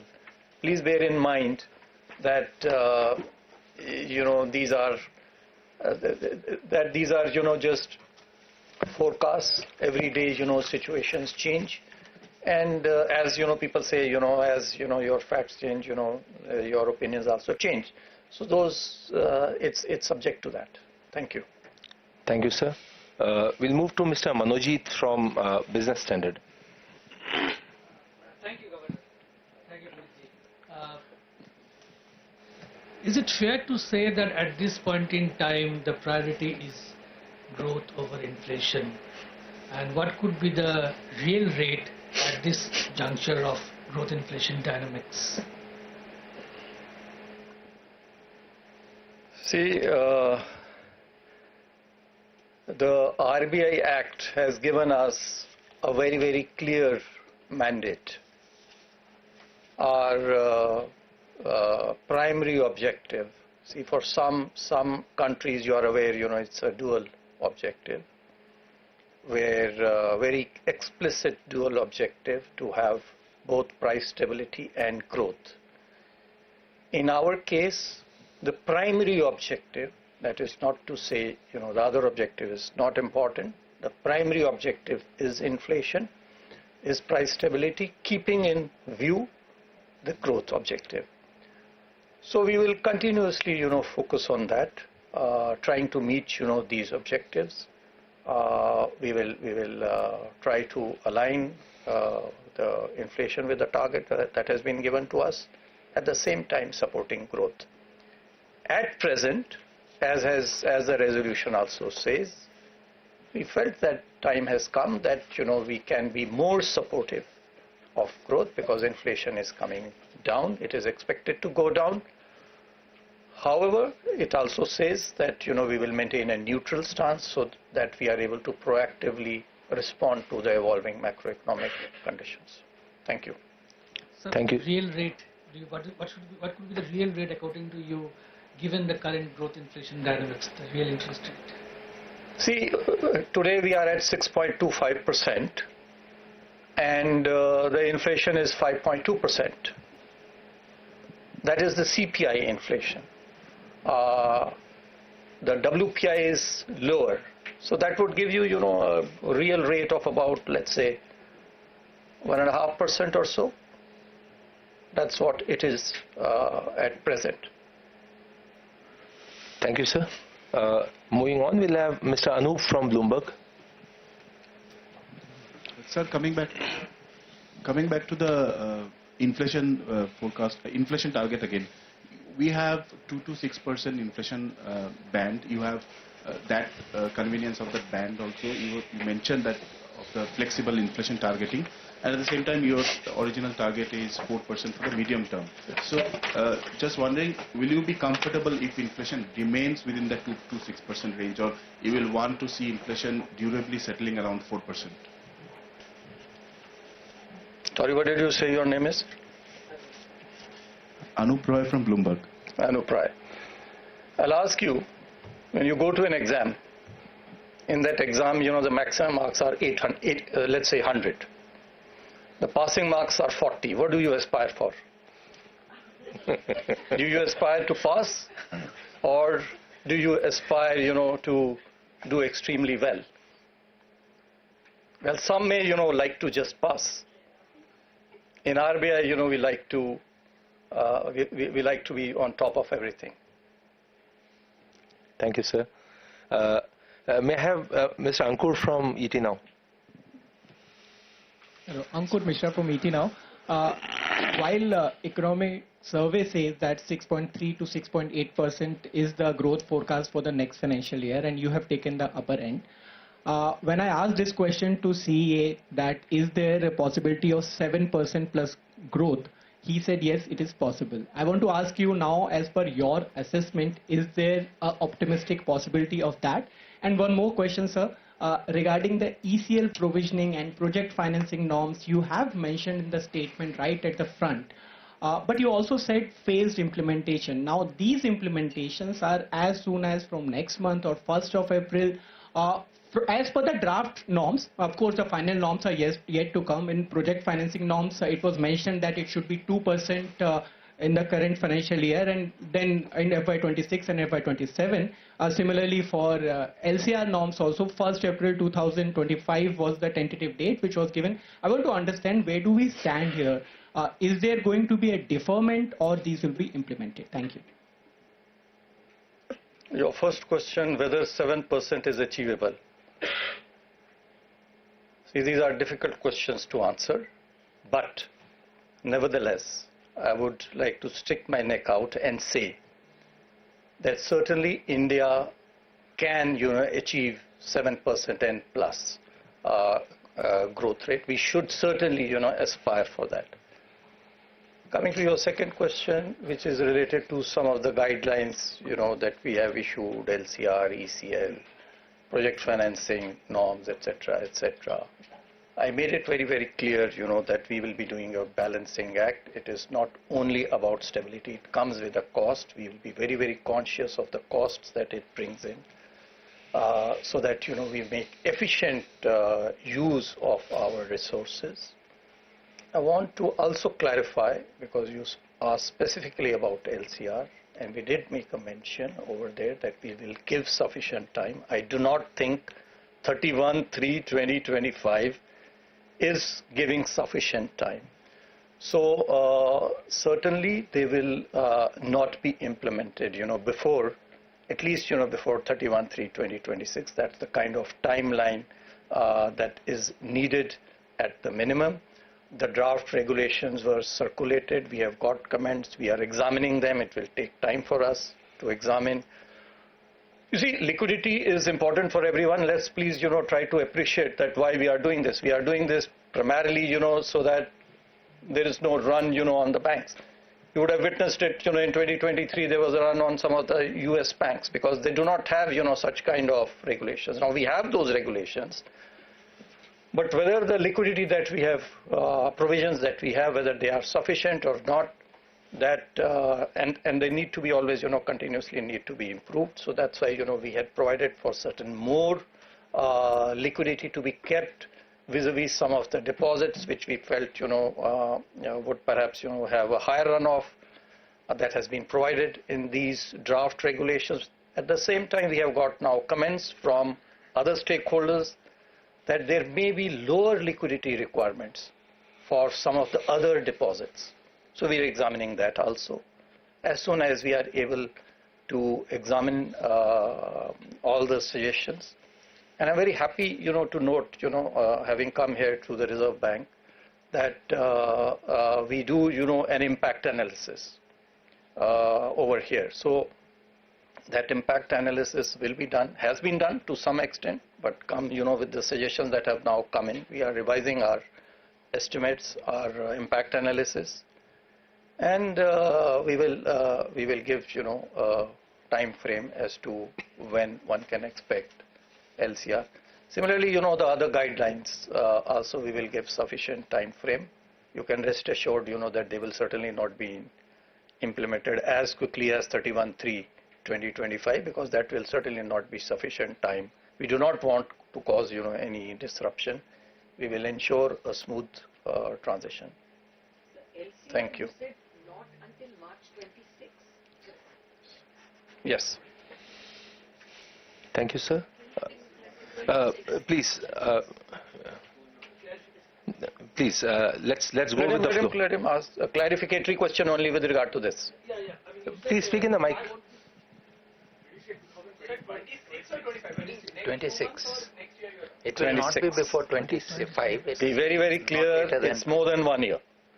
2 months, less than 2 months is too short a window for the banks. We realize that, and so we will give at least 31. At least doesn't mean it has to be 31/3/2026. We'll aspire for that, but we want to make it very smooth, and it will also be phased. It will not be, that all the regulations, all the norms kick in from day one, which will be at the earliest 31/3/2026. Thank you, sir. Next is Hamsini from Money Control. Hi, sir. I'll stay put on this part around regulations. Your language also today seemed to indicate that there will be a lot more consultative process in the way that you would go about building regulations. You did clarify on LCR, but what we've also seen, especially in the last 4 years, and more so in the last 1.5 years, is certain banks and NBFCs facing ban on businesses, certain aspects of businesses. There are 2 large banks still waiting to come out of restrictive business policies. Would you rethink your approach on how you would want to target banks or work with them to rectify some of the follies? And as a clarification, you did mention about LCR, but what about on project finance and investment guidelines that banks are permitted to take in subsidiaries, etc.? Would you want to defer, or there has been request for a deferment on that as well? Would you want to consider those proposed policies also favorably, sir? See, ECL was only a discussion paper. Even the draft is not out. So there is no time frame for implementation of ECL guidelines. Similarly, project finance, you can rest assured, I think they will need more time. 31/3/2026 is the earliest. Moreover, they need to be seen in conjunction with each other. There is a certain amount of overlap between ECL and project finance. So we are examining, because for project finance, the draft regulations were certainly published comments have been received, suggestions have been received. We are examining them, and we'll come out with something, I want to assure all of you, that which balances the interests of the public, the depositors, the financial stability, which is very, very important for our country, and at the same time, the concerns of the banks, keeping in mind the efficient use of resources. And what was your second question? Sorry, is on, two banks, where we have cease and desist measures. See, these measures are taken after great consideration, after great thought, after giving opportunity to these entities, whether it is these banks or others. I'm not, making reference to any particular entity. And these are measures actually, of last resort. We would not like to use them, too often. This is a measure of last resort to be used in the rarest of the rare circumstances, when all other measures have actually failed. And they are again, in the interest of the public, and we'll keep, this policy going forward as well. Thank you. Thank you, sir. Next will be Ms. Gopika from the Mint. Thank you, Puneet. Thank you, Governor. My question is on inflation forecast. You've retained the inflation forecast for this year and next year. But have you taken into account the impact of rupee depreciation while accounting, or have you factored in the impact of rupee depreciation while calculating or looking at the forecast? And my second question is on the new Deputy Governor. For monetary policy, when can we expect the appointment? Second question you have to ask the government, it's not for me. Your first question, yes. The latest rupee to dollar rate was taken into account while making all our projections. So and we also do various sensitivity analysis. So yes, a brief answer to your question is yes, that was certainly considered while making our projections. Thank you, sir. अब मैं जी business से एकता सूरी को आमंत्रित करूंगा. Good afternoon sir. Sir, हमने आपकी speech में सुना कि आपने फ्रॉड्स के ऊपर बात की कि .in होगा बैंकों का डोमेन नेम, लेकिन बहुत सारे इश्यूज हैं जो कस्टमर्स फेस करते हैं फ्रॉड्स की. अगर हम बात करें, सबसे पहले कोई रिपोर्ट करता है फ्रॉड तो उसे पैसा जल्दी वापस नहीं मिलता. दूसरा, पेस्की कॉल्स बहुत ज़्यादा आते हैं नॉर्मल मोबाइल नंबर से. बहुत बार आपने बोला है कि आप टॉपअप लोन से, होम टॉपअप लोन से, उसे पर्सनल लोन्स की तरह एडवर्टाइज मत करें. अभी भी वो हो रहा है. 1600-140 नंबर्स भी आपने बोला है ट्रांजैक्शंस और मार्केटिंग के लिए होंगे, लेकिन वो भी कोई नहीं सुन रहा. तो ऐसे सिनेरियो में क्या आरबीआई कोई स्ट्रिक्ट एक्शन लेगा बैंकों के ऊपर ताकि ये कस्टमर का बचाव हो इन सब सिनेरियोज में? निश्चित रूप से हमारा पूरा प्रयास रहेगा कि जो भी हमारे ग्राहक हैं, जो जनता है, उनको अधिक से अधिक सुविधाजनक तरीके से बैंकिंग की समस्त सेवाएं उपलब्ध हों. चाहे वो बैंकिंग फ्रॉड से संबंधित हो, जैसा कि आपने कहा, या आपने कहा पेस्की कॉल्स उनको आते हैं, उसमें किस प्रकार से हमें उसमें कार्य करना चाहिए, किस प्रकार से हमें उन्हें हिदायत देनी चाहिए और क्या हमें उसके खिलाफ एक्शन लेना चाहिए, वो निश्चित रूप से इस संदर्भ में लिया जाएगा. और अधिक आपने कई सारी छोटी छोटी चीजें पूछी हैं. विस्तृत जानकारी के लिए मैं अनुरोध करूंगा हमारे डीजीज को कि वो आपको इसके बारे में कुछ और, क्योंकि हमने कई कदम इसके बारे में ऑलरेडी लिए हैं, तो संक्षेप में मैं रिक्वेस्ट करूंगा स्वामीनाथन जी को और राजेश्वर राव को कि वो इसके बारे में बताएं. और आप you can speak in. Yeah, thank you, sir. Thank you. I think I'll take the liberty of responding in English. I know you avoid any ambiguity. Yes. To avoid any ambiguity. Thank you, sir. I think just to supplement on that, yes, you also mentioned about the steps that we have already taken. So as far as the regulated entities are concerned, instructions are already in place to use certain series of 140 or 1600. We also do a lot of awareness campaigns to educate the consumers how to stay away from pesky or fraudulent calls. it is also put in place from a regulation perspective, limiting the liability of customers in unauthorized electronic banking transactions is in place. The provision to give us shadow credit pending full investigation is also kept in place. And adherence to this is also examined when we do the on-site supervision. But oftentimes there are also pesky calls that emanate from unregulated entities and apps and platforms. This is something which only an active collaboration of the government, regulator and the law enforcement we will be able to work on. But this is something which we are conscious of, and we will take every possible step to ensure that the consumer's interest is protected. And wherever there has been a loss, it is our endeavor to work towards an early redressal. Sir, I know you've mentioned a lot of things that are already in place, but since banks, even if RBI continuously keeps on saying that you have to do this, banks do not listen. Till the date, banks have advertised home top-up loans as personal loans, saying take the loan, use it for your marriage, use it for travel. Or, when you go for a loan, they insist on taking, you have to take an insurance or a credit card. Mis-selling is on rampant. So on these issues, any supervisory action? See, there are 2-3 issues that you mentioned. Each of them, of course, the framework is certainly in place. Oftentimes, as the Governor also mentioned, many of this behavior which is not consistent with the regulations, we resolve through dialogue. A supervisory action which gets publicized is only in the rarest of the rare cases where there are egregious violation or the most outlier behavior. Otherwise, oftentimes, the supervisors engage with the entities on a bilateral basis and ensure that the regulatory guidelines are adhered to. So that shall be our endeavor. You may not get to read them in the media, but wherever there is a non-compliance, on an annual basis and also on an ongoing basis, we deal with the entities, and oftentimes they all are complied with over the course of time. Just to add to DG Swaminathan, the guidelines are already in place regarding top-up loans, what are the end use, etc. If it is given for unauthorized different purposes, it would be taken as an unsecured lending and will have to be dealt with accordingly by the bank. That is one point.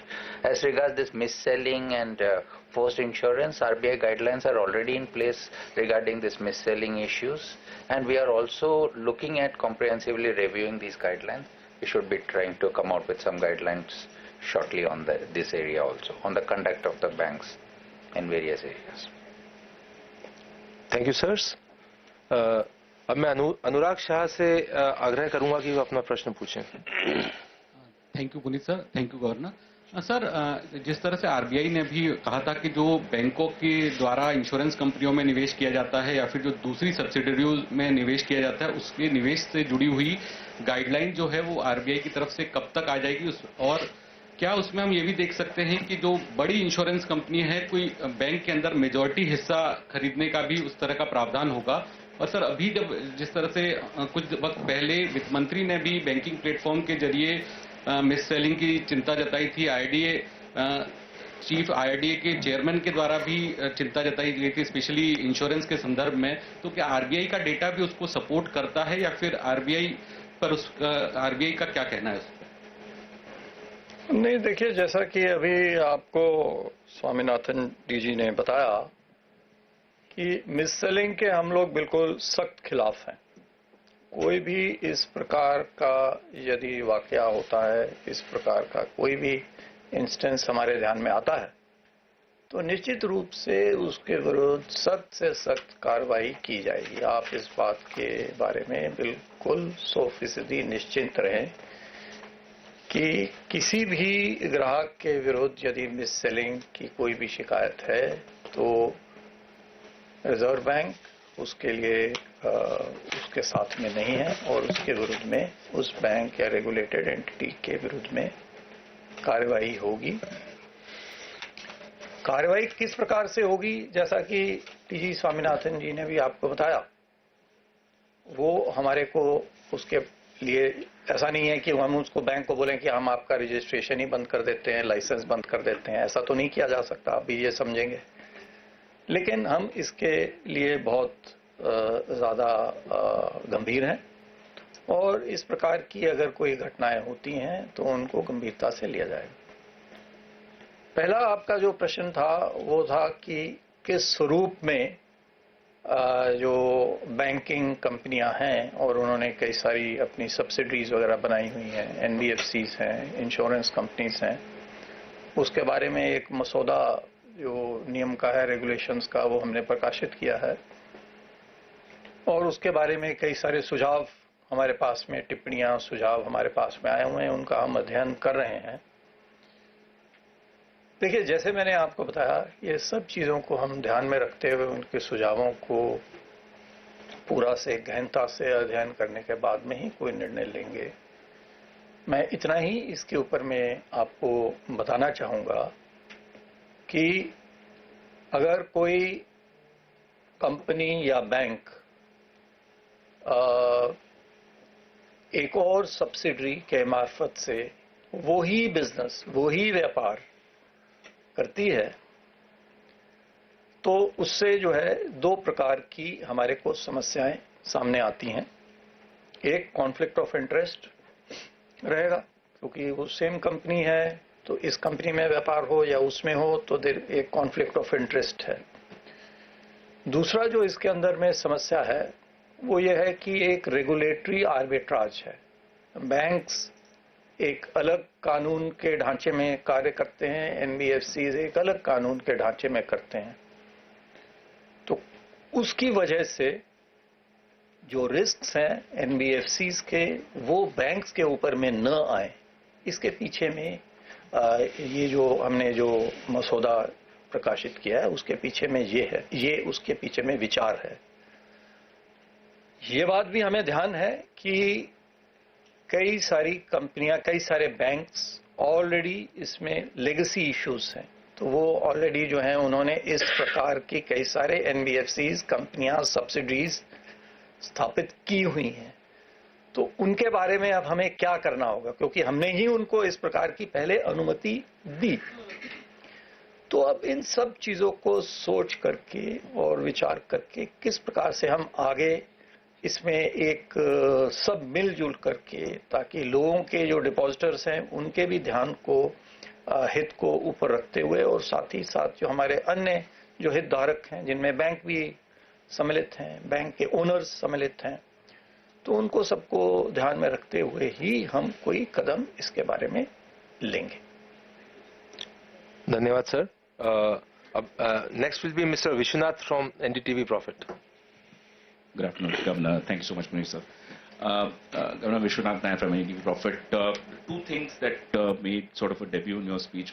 First was the less restrictive monetary policy, which I think a lot of people expected a rate cut but weren't sure how long this is going to last. So I just want to understand from you, when you say that the MPC feels a less restrictive monetary policy is appropriate in the current juncture, is it limited to this policy or are we talking about the next few quarters? And the others, like second part which made a debut, and that's in continuation with these regulatory moves, is the cost of regulation, which I've never heard the RBI talk about. At least the RBI always talks about the need for regulation, not so much the cost for regulation. Yes. I just wanted to understand from you, so far a lot of my colleagues here have written about how the RBI is a no-nonsense regulator, sort of an iron fist type of regulator. Are we changing that face at all?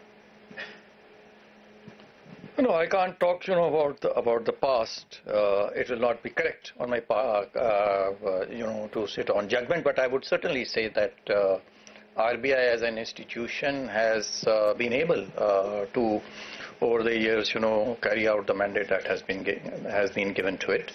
And I would also like to say that I do think that the cost of regulation may not have heard of it is a different thing. But I think back, consciously or unconsciously, I think consciously, this would certainly have been a factor in determining what, they are going to do. You may not have heard it, that's a different thing. So I can't say about that. But what one can see, having been outside the RBI and having interacted with the RBI, being on board of the RBI, is that certainly, all these factors are certainly, considered while making any regulations. So it's not only, about financial stability, it is also, about the cost at which, these things come in. I only made it very, very clear so that everyone is, assured about that. So this is one.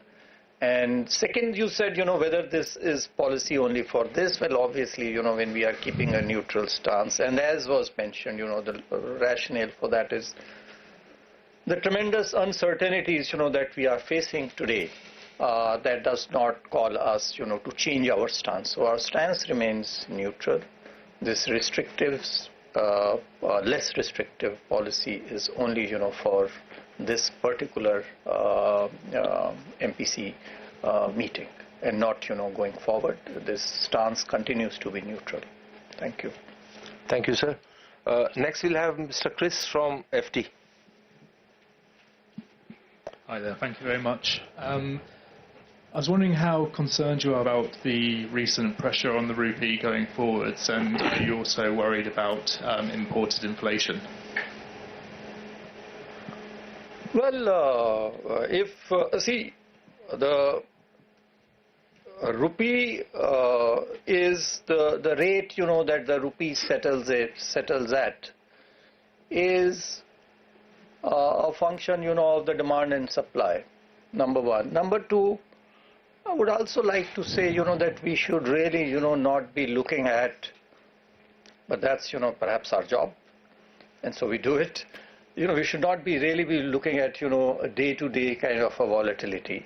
It is, more the long-term rate, that we should be looking at. And when I say this, I say this, not only for the rupee, but also for other asset classes, whether it is the Sensex or the Nifty, or whether, it is the gold prices or the asset prices. Day-to-day movements may not be, all that, important. As I mentioned, this was certainly factored in while deciding on the rate cut and the stance that we are maintaining. It was certainly factored in.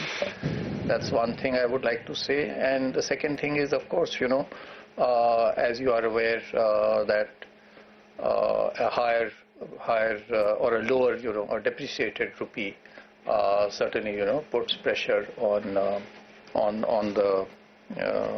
inflation.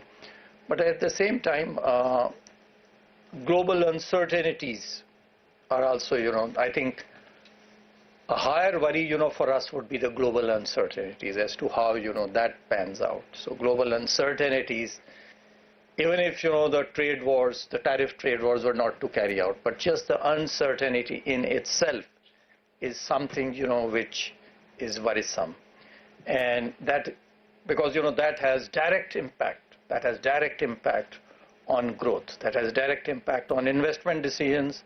That has direct impact on consumption expenditure decisions, which get deferred. So let's keep in mind, that and a lot of, the appreciation of the dollar and the depreciation of the rupee is actually linked, to this uncertainty. So this uncertainty being the underlying cause, to a great extent, of the dollar strengthening, rupee depreciation, is not good for growth, and it's not good for imported inflation. So that is something, which we all need to be cognizant about. Thank you. Thank you, sir. Next would be Mr. Siddharth from Informist.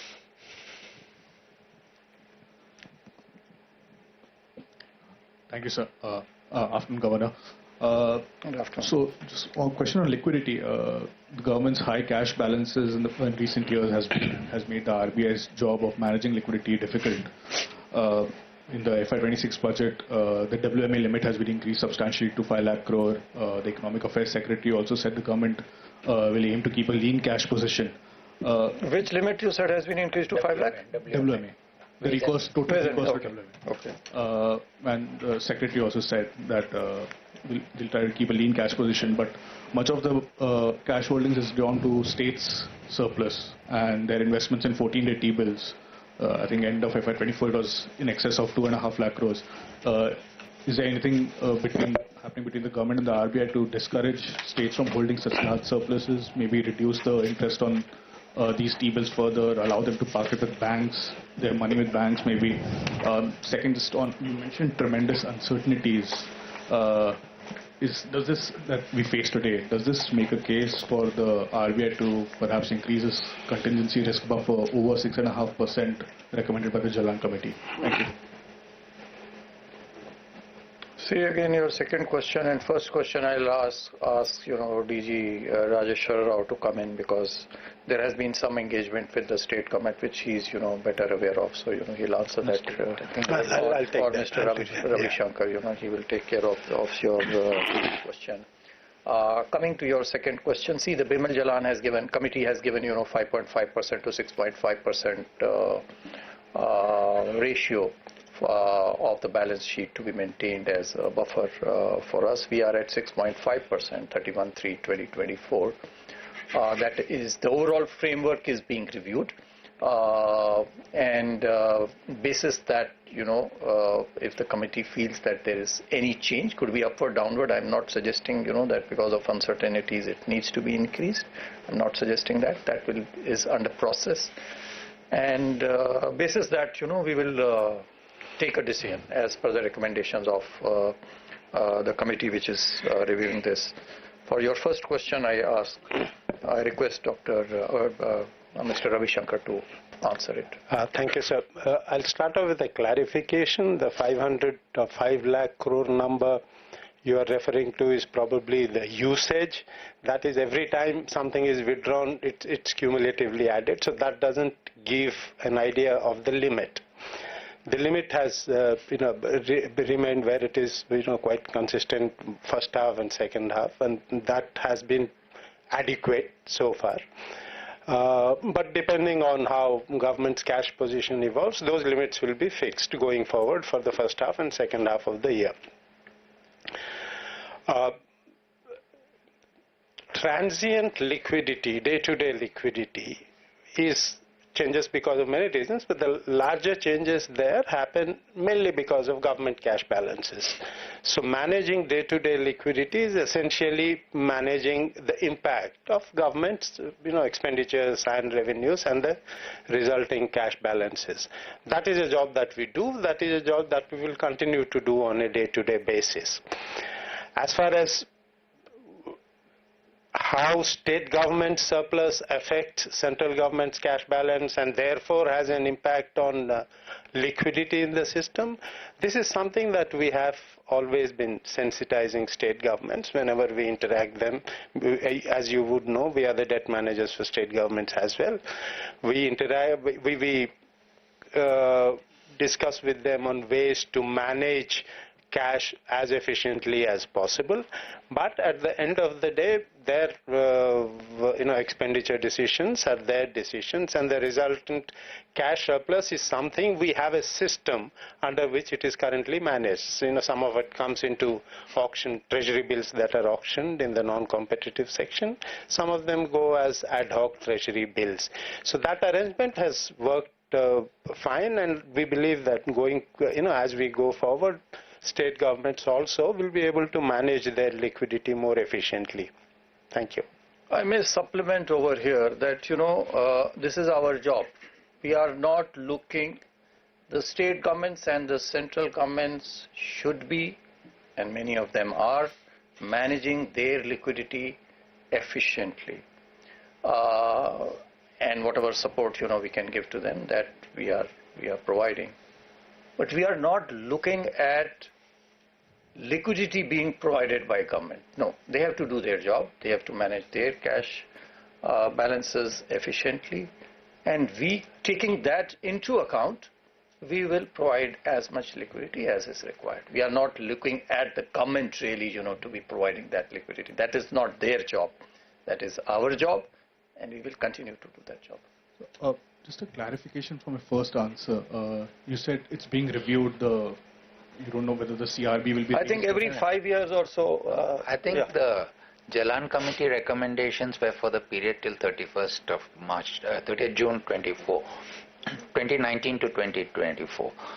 Internally, we are reviewing the whole thing and seeing whether any changes are warranted, etc. Then internally we'll take it up appropriately through the process, and then if we need to engage with the government or the board, we will do it at a later point in time. But the internal review is on in the process. So this is the entire economic capital framework which is being reviewed? Yes. Okay.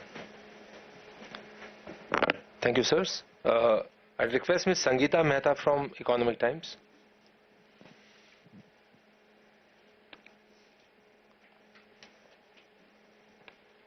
Thank you, sir. Sir, given that rate cut will immediately bring down the home loans and all the loans that are linked to EBLR, that is given. How, in your assessment, when do you see the transmission of rate cut in deposit rates and lending rates, the MCLR and the other rates in the system? By when do you see that happening?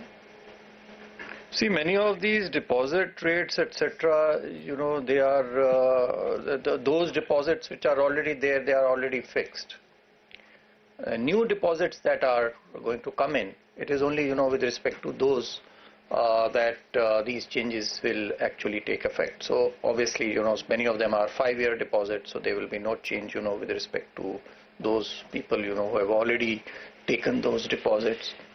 So it will take some time, depending on, the tenor, the average tenor that the deposits already have. But it will be our effort, that we provide whatever support and liquidity is required, that this transmission happens as quickly as possible.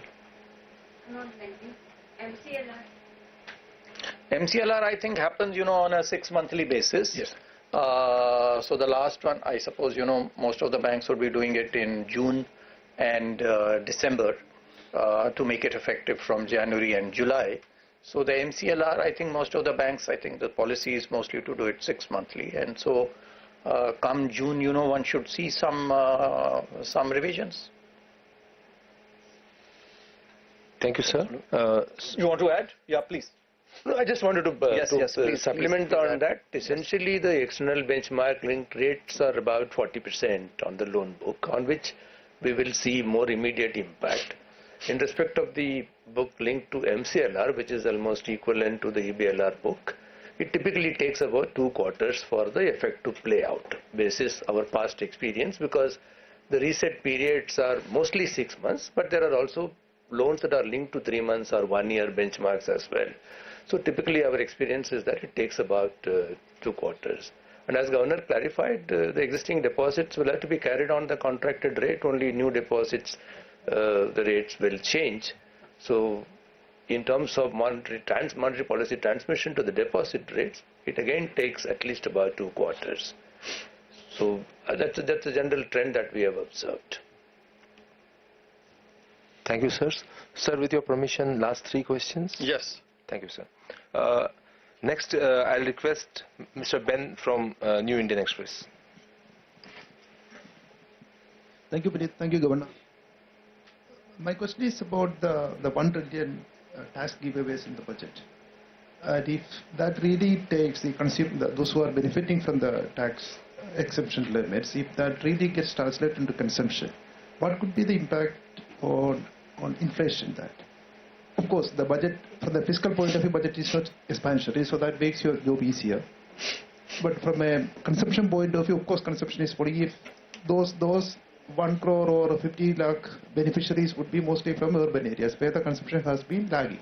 So what could be the impact? Have you taken into account, or as some reports say that okay, the benefit is not 1 trillion, but it is at best it could be 25,000 crore. So it is not big enough to take into account the monetary policy, or you have looked at it and taken a call on the industry now? All factors, as I said, have been considered by the Monetary Policy Committee in making its judgment. Obviously, the budget was announced, it was out in public, it was known, it was analyzed, and that was also taken into account in deciding about the repo rate cut. Overall, I think the budget is an excellent budget, both from growth perspective as well as I would say from the inflation perspective. especially as you also mentioned, given that the deficit has been curtailed at 4.4 and not even at the glide path rate of 4.5%. And I am especially very, very pleased to note that agriculture, you are all aware that 46%, about 46% of the CPI basket actually is comprised of food. Agriculture gets the prime focus, in this. Of course, it will help not only on growth, but in the medium to long term, it will also help us in controlling inflation. Especially like to drive your attention to the program on vegetables and fruits. Vegetables, please keep in mind, has a 6% contribution in the CPI. Fruits has a 2.9% contribution, 8.9%. There is a scheme, there is going to be a program for food and for fruits and vegetables specifically. I think the inflation pertaining to fruits and vegetables would certainly have, I'm not privy to what would have gone into their minds, but I feel that would certainly have played in their minds. Similarly, I am very happy to note that a mission on pulses again I think has a weight of about 2.5% or so, 2.4 I think, if I remember correctly. And pulses also has played a major role in the inflation that we have seen in the recent months. So there is a program there's a mission now which has been announced for pulses, and then there are a number of other programs which have been announced for agriculture. I do not think that this 1 lakh crore of tax relief, I think it was very much desired. Everyone was wanting it. Now that it is there, now counter questions are being asked whether, it will increase inflation, this, that and all. I don't think, those questions are really apt. And I don't think, that this is going to have personally, an impact, an upward impact, in inflation. There is sufficient productive capacity that we have. Today also, the capacity utilization levels are 75%. And with this tax relief, it will only help us in our growth, and it should not have any major impact on inflation. So can I have one clarification on the economic framework for Jaran committee? Jaran committee was an external committee where RBI had members. But this RBI is reviewing, internally reviewing, or there is an external committee that is reviewing it? Internal. It's an internal review. It's an internal review which was required to be done, which we will do because that is the time period, as DG Rajeshwar Rao mentioned, the time is over, so it was in for a due, so that will be internally. Thank you. Thank you, sir. Next we'll have Ms. Shyama from Doordarshan. Hello, sir. Sir, my question is, does Trump's pro-crypto stance worry India?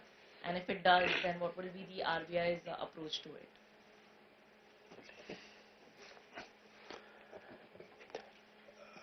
RBI's thinking on cryptocurrencies has been articulated very clearly, and there is no change in that thinking, because that thinking is based on what our understanding of crypto is, and our understanding of cryptos will not change because some policy has been taken by some country on it. So that remains unchanged. That is our stance. Having said that, as some of you may be aware, that there is a group which is looking at what the country's approach to cryptocurrencies will be, and that group will give its recommendations based on which decisions will be taken by the government, and we'll all follow that. Thank you. Thank you, sir. And the last question would be for Mr. Sachin Kumar from Financial Express. Good afternoon, Governor. After RBI hiked risk weights on unsecured loans in 2023, there has been a significant moderation in growth of personal loans. So, is RBI satisfied with the moderation in growth of personal loans, or more moderation is desired? I think the short answer is yes, we are satisfied. I don't think more moderation perhaps is required, but I request one of the DGs, in case they would wish to, supplement. I think that answer you have given already. Just to give a rationale behind it, it was an intended impact. Regulatory measures were taken when certain amount of outlier growth was seen in a few segments. As we had anticipated, it is the very same segments which are witnessing additional stress or slippages at this point in time and year related. So the measures were well thought out and it has had its intended impact. And as Governor clarified, this moderation is all right at this point in time. But as a regulator, we keep our watch on the incoming data. And if that warrants a measure, we will take it, taking into account materiality and proportionality. Otherwise, at this point in time, this moderation was expected and it's playing out on the same lines. So is it correct to assume that now banks can resume higher lending on these segments? It's primarily the business model that will be pursued by the business entities. It is not our intention to prescribe any particular rate of growth or a product mix. This varies from entity to entity, and there are well-informed boards that guide the management in terms of what should be their growth aspirations. All that what we see is that whether they are in tune with their risk appetite framework, whether any excess eating happening in the system, or any possible risk build-up is occurring or a concentration risk appearing in any particular area. That is where we would like to intervene. Otherwise, it is not our intention to prescribe any model. And just to supplement, use this opportunity to supplement to what Vishwanath as well asked. So every measure that there is an impact and cost analysis that we do, and we take decisions accordingly. So it is not that we will prescribe something which is not felt necessary. Let me just supplement that see, we had not stopped, we had not prescribed or mandated or asked the banks or the regulated entities to stop lending. No. The risk weights, I believe, were prior to COVID, they were 125%.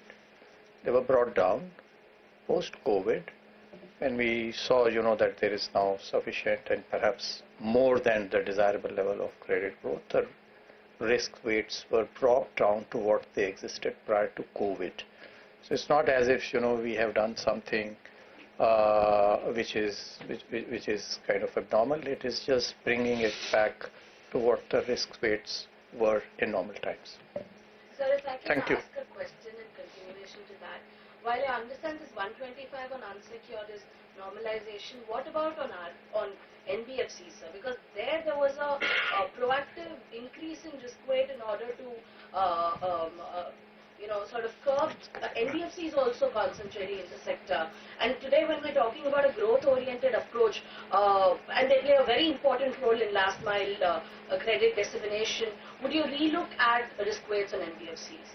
There as well growth is really getting hurt. No, maybe I can clarify, sir. See, essentially that particular segment was brought in because of the interconnectedness risk that was building up. See, NBFCs have essentially three types of resources: their own equity, their market borrowings, and then bank finance. Bank finance, which used to be about less than 30%, had gone almost close to 47% of their balance sheet as a resource. So, as I mentioned, we saw a concentration risk building up, resulting in an interconnectedness between two financial entities. So we brought certain additional risks so that gets moderated. Now if you look at it, the resources for NBFCs is more or less now distributed as 1/3 each. So again, it had certain purpose, which may not be, which is something which is holding good even today at this point in time. So I don't think there is a reason as to review any of these measures at this point in time. But as we clarified, that we'll keep watching the incoming data at any point in time. It's not our intention to stop any particular form of lending or business. It's our intention only to moderate, to ensure an orderly growth, keeping in mind financial stability. Well, very important comments coming there. Apart from the policy, the big headline coming in is that the liquidity coverage ratio, or the LCR norms that were to kick in from the 1st of April will not be kicking in anytime soon. In fact, not until 31st March 2026. So FY27 is the earliest that we may have the revised LCR norms kicking in, which had proposed an additional 5% liquidity buffers to be maintained by banks to consider for the runoff effect because of the digital nature of banking in these days' time. So that is a huge relief coming in for financial entities, for banks. Apart from that, the governor also making it very clear that the expected credit loss guidelines, the draft for which is yet to come out, and the project financing norms, which again had proposed higher provisioning for infrastructure projects. The two are aligned, and again, FY27 is the earliest that the RBI may even look at that. But for now, the big overhang of LCR guidelines kicking in from the 1st of April, that completely goes away. So that is one of the big takeaways coming out of this press conference. The RBI governor making it very clear that they will give banks and financial entities ample time to transition when it comes to these big guidelines and big revisions in the framework. Apart from this, the very last answer again, making it clear that there's no rethink on the higher risk weights that were assigned for unsecured loans, whether that was for bank lending to NBFCs or for unsecured loans themselves. So no change there. Two big headlines coming in there. With that, let me invite our guests who are with us. Mr. Dinesh Kara, former chairman of State Bank of India. We also have Pranjal Bhandari, chief economist at HSBC, and Ashish Vaidya, the managing director and head of treasury and markets at DBS Bank India. Thank you very much to all of our guests for joining it. Mr. Dinesh Kara, first reaction from you on the LCR guidelines being deferred. How much of a relief is that, at least another year given to banks? I think it's a very welcome move which has been announced by RBI Governor, and particularly when it comes to LCR will actually warrant banks to invest into certain defined securities. So I think this kind of a headroom which has been given to not to implement it before 31st of March 26 will also give enough elbow room to banks to really ensure that they can orient their treasury investment policies accordingly, so that there should not be a shock at all. I think it's a very welcome move, and also in the current kind of a situation where the liquidity was at a system level, liquidity was a bit of a concern. So I think it will ensure that there is enough liquidity in the system, which will help in supporting the growth initiatives of the economy. Mr. Kara, did you get the sense that there may be a rethink on this increased provision requirement itself, apart from deferring the deadline by another year? What was your reading of what the governor and the deputy governor said on LCR? I think they have very clearly mentioned that they have invited the responses from the regulators, and they are actually evaluating all those responses.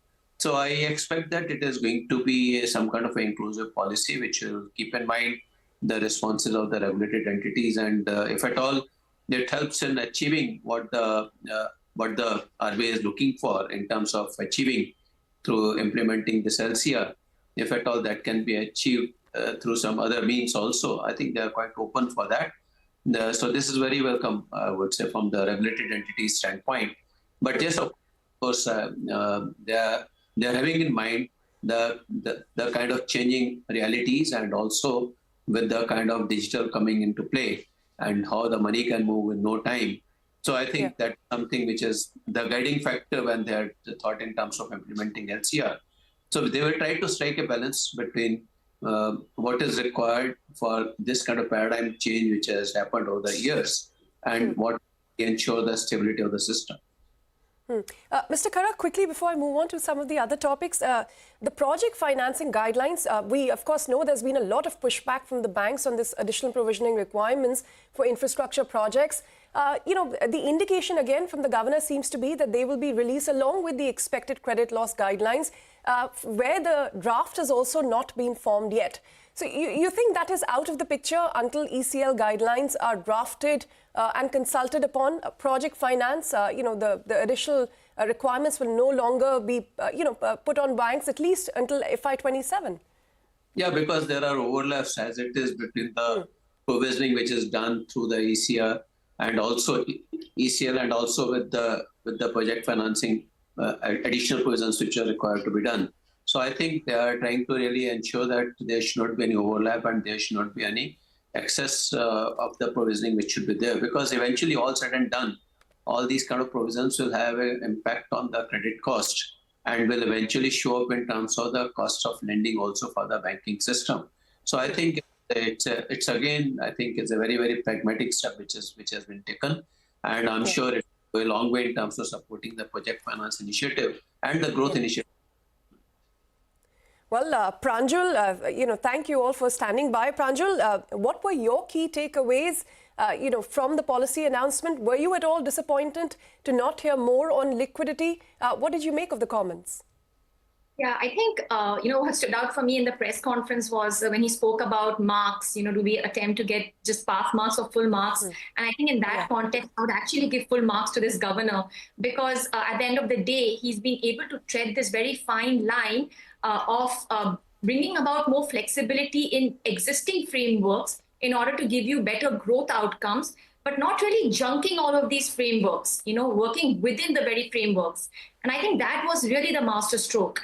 If you look at what's happening with monetary policy, he spoke about working on the flexibility embedded within the policy. So you don't really have to get to 4% inflation before you start cutting rates. But as long as your models show you that you're in the right track and you're getting to 4%, which his forecast did show eventually, you can start cutting rates already. So that flexibility, I think, will give very positive growth outcomes. And I think the similar thing we've seen for the regulatory front as well, right? He's not junking all the LCR and all of these norms that they were talking about, but he's trying to postpone them a little bit and also staggering their implementation, giving the markets better time to basically come to terms with all the big changes that are going to happen. So I would say on the whole, very positive. This is very important, because if at this point of time he had given a signal that he is not going to stick to previous old frameworks, then I would have said that people would start putting questions to the macro stability of his actions. But I think he's given us the best outcome.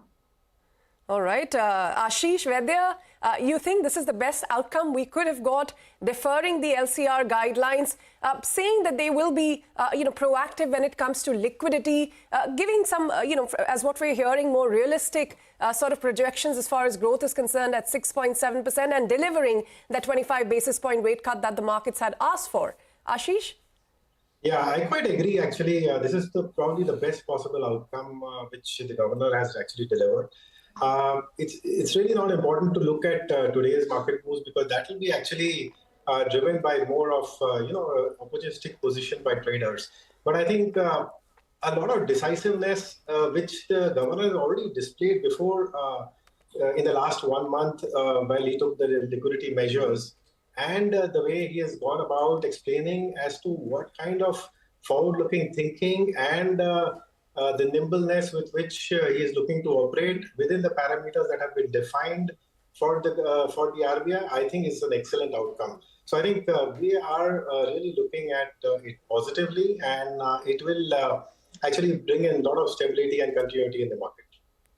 Okay, Mr. Soumya Kanti Ghosh, what was very interesting is the governor alluding to the flexibility provided by the inflation targeting framework, not repeating what we've been hearing through the year about getting to that 4% CPI mark before the Reserve Bank of India can act. So the RBI is going to be forward-looking. What do you make of his comments, and what we can expect, going forward from here in terms of further rate cuts? Thank you, Ritu. I think there are a couple of paragraphs in the policy that are very well communicated to the market. I think this is the paragraph on inflation targeting which you are talking about. And I think this is basically a excellently and well-crafted communicative statement to the market, and it puts to rest about the market cacophony or the cacophony about not sticking to the current inflation targeting regime, tweaking it or otherwise, because it gives a sense to the market that the stability and continuity in macro policy, which has been the hallmark of the monetary policy in the last 3 to 4 years, remains in force. And that's why repeatedly you will see that in the press conference, the governor also pointed out his financial stability has an overarching aspect of this monetary policy. And that is possibly the reason why all these regulatory measures are now kept in abeyance, or they will be implemented as and when the time comes. So from that point of view, it's a sense of continuity, stability to the and flexibility to the policy operating policy framework. And I think that a statement on inflation targeting, even on exchange rate, if you actually go through the footnote on the exchange rate, you will find that the 3.2% depreciation on exchange rate, which the governor talks about since the American election, that is almost synonymous with a 2.4% dollar appreciation. So what he's trying to say that the recent disturbance in the exchange rate is more a reflection of the market forces and the global uncertainty. So from that point of view, I think the policy is more about well communication and also importantly more about footnotes, which you need to go in detail to get into the nitty-gritty. And regarding the future trajectory that you have seen with inflation at 3.8% next year, growth at 6.7%, I think that opens up further space for rate cuts. And if the inflation continues to surprise on the downside, this month's inflation number could actually be a significant downside as the vegetable prices have corrected significantly. We can see more rate cuts in the offing, and that could be more than the consensus if the global geopolitical uncertainty stabilizes a bit in the next couple of months. And what is that consensus, Mr. Soumya Kanti Ghosh? We've been getting differing views ranging from 50 basis point rate cuts to 75 to 100 basis point rate cuts in this cycle. What is your view? No, I think if the global geopolitical uncertainty stabilizes, I think 50 basis point rate cuts, which was mostly the consensus across the market domain, I think that could become an outlier in the coming days if we go by the inflation forecast. Okay, and Pranjul, what is your base case in this cycle, given the 2% kind of an inflation outlook for the coming year? Yeah, so look, we are expecting another 25 basis points rate cut in the April meeting, so making this a 50 basis points rate cutting cycle.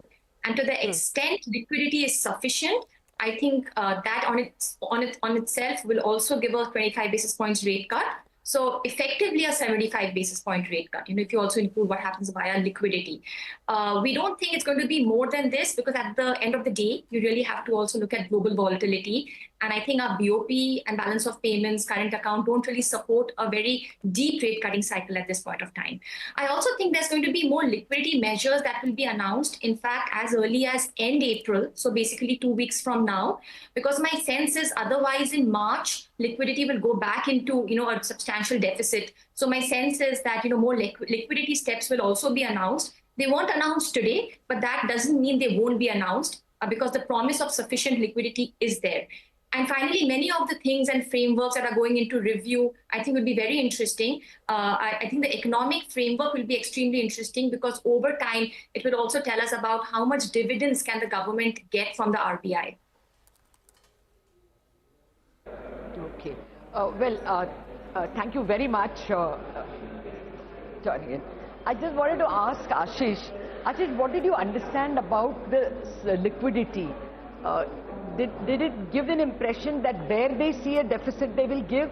Or did you get a feeling that hence, because he said that we are looking at liquidity not just interbank but also durable, including the government's liquidity or what is with the government.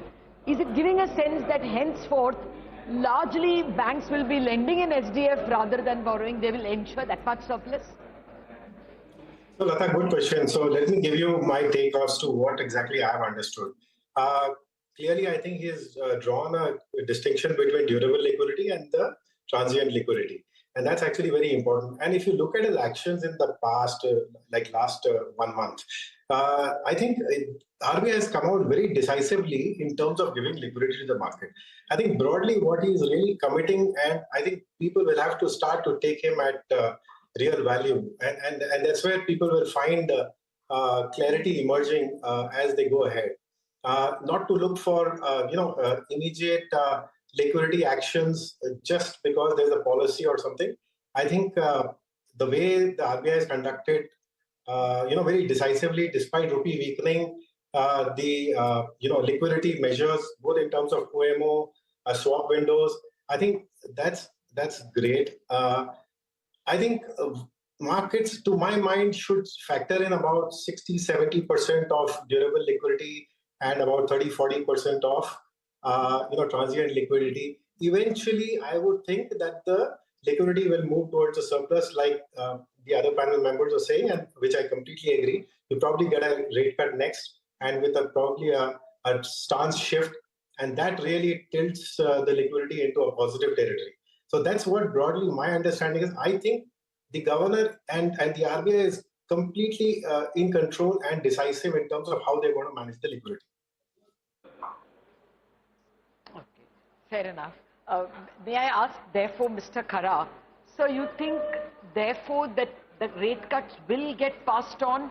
And secondly, he made a lot of reference to asking banks to lend in the interbank call market. The statement said that we are not restricting any such lending, because interbank call has hardly 15,000 crores. Sometimes the volume is very low, whereas in the tripartite repo it is in lakh crores. So is he removing any trepidation banks may have, borrow from repo and lend in call? He's removing that trepidation. Do you feel that way, that it was positive?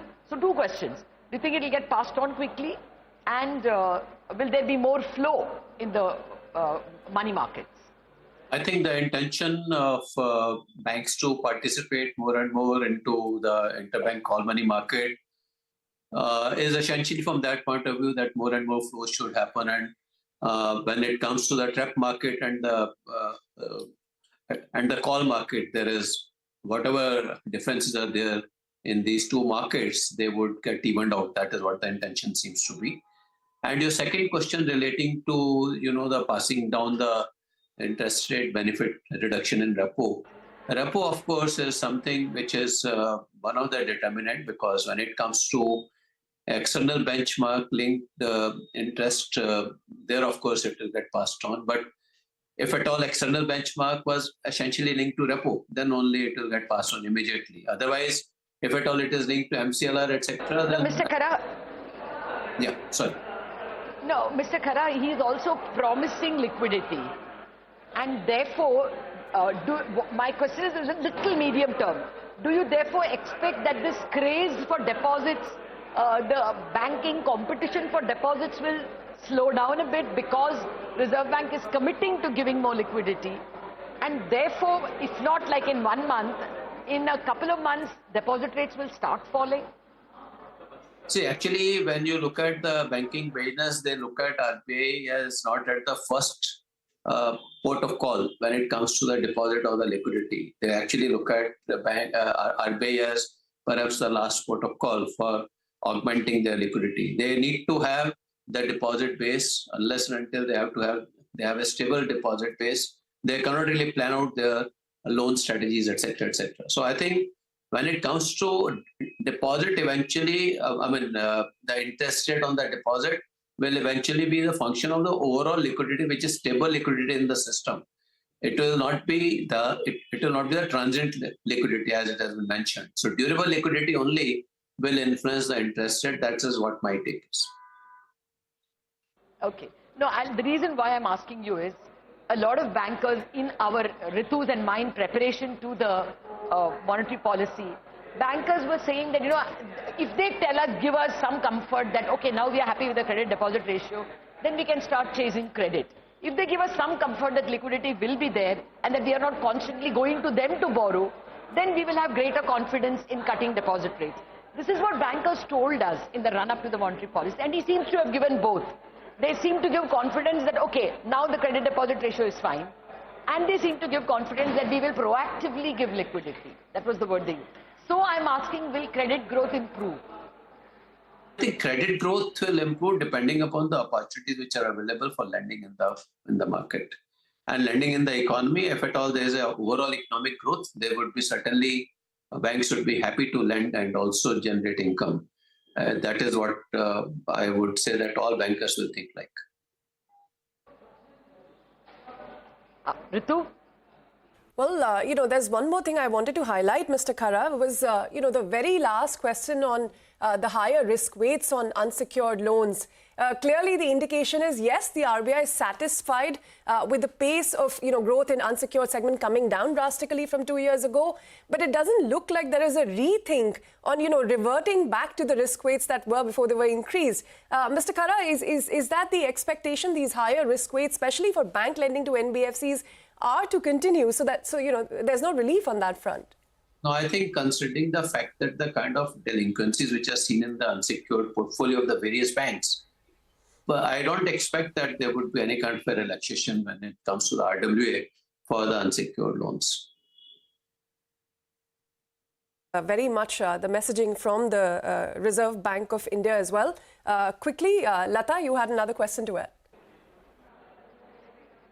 Well, not question as much as a takeaway which we got, because the governor also spoke to us of the press conference, of the auditorium. So before we wind up, I just wanted to say that the first or the second paragraph, I think, where he speaks about flexible inflation targeting, I think that was an important point he made. The question was, why are you taking it up at all? There were statements, if you remember, in the previous economic survey, where the request was that food should be excluded from the target. So it appears that that statement was there to commend the flexible inflation targeting, to say it has worked well, because it's about 10 years, 9 years to be precise, and they wanted to praise the flexible inflation targeting framework. So I think that's very important. The framework is not in question. That was a key takeaway we got off the auditorium when the question was asked to him, why did you raise it at all? And he said, I raised it to commend what is a framework that has worked very well through COVID and through turbulent times. I thought that that's an additional information that was needed. Thank you very much, Mr. Khara, Pranjul, Ashish, and Shaumyu for being with us. Thank you, Ritu, as well, for going through this monetary policy framework, monetary policy analysis. It looks like it's an extremely well-balanced policy, giving inflation coming down its due share and at the same time retaining most of the caution that is merited because of the uncertain global environment. Thank you very much for watching our monetary policy special.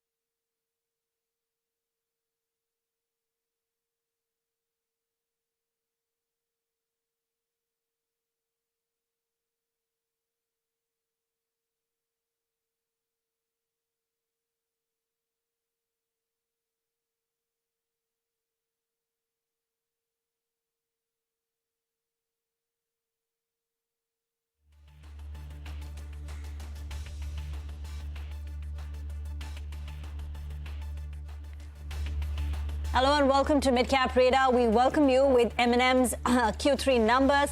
The company's top line has seen a growth of about 18%. This is driven by a 20% jump in the company's auto business. The EBITDA has come largely in line with street expectations. EBITDA number at about 4,400 crore rupees, and profits too have gone up by 20.8%. These are very slightly lower than street expectations, at least on the bottom line. On the bottom line, the CNBC-TV18 poll was for a growth of about 29%. Compared to that, the company's delivered about a 20-21% bottom line growth. But again, these are very strong numbers and the stock is holding up in the green. Margins in line at 14.4%. So top line growth 18%.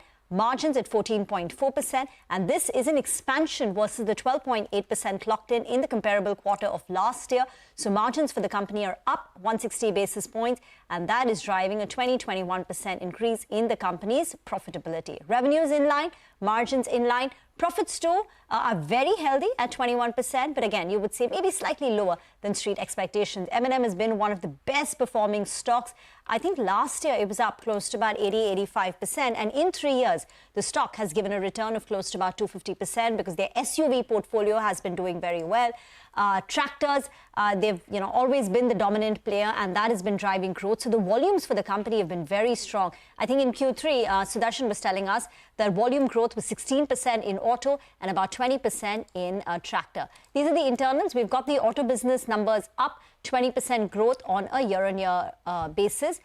So, at least these are the few internals that we have right now. Auto business EBITDA seems to have seen an expansion because the top line growth is 20%. EBIT growth is close to about 37%.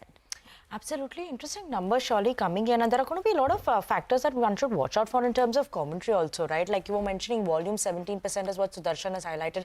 So keep an eye out on that. We'll also want to watch out for the ramp up that one could see coming in from the XUV 400. So what is that? Strong volumes is surely something that we're seeing coming in from the company. Auto segment, the EBIT that we're seeing is good. Agri business EBIT is at 42% up YY, 30% uptick on a quarter-on-quarter basis. The stock is seeing some bit of a gain and momentum coming in, and auto business EBIT also is at 9.7% versus 8.5%. So we're seeing an improvement even coming in on the EBIT front of individual segments as well. So yes, largely when we are seeing in terms of estimates, margin has met the estimates of the street, revenue is in line with the street estimates as well, and overall versus the poll, even the EBIT performance has been good.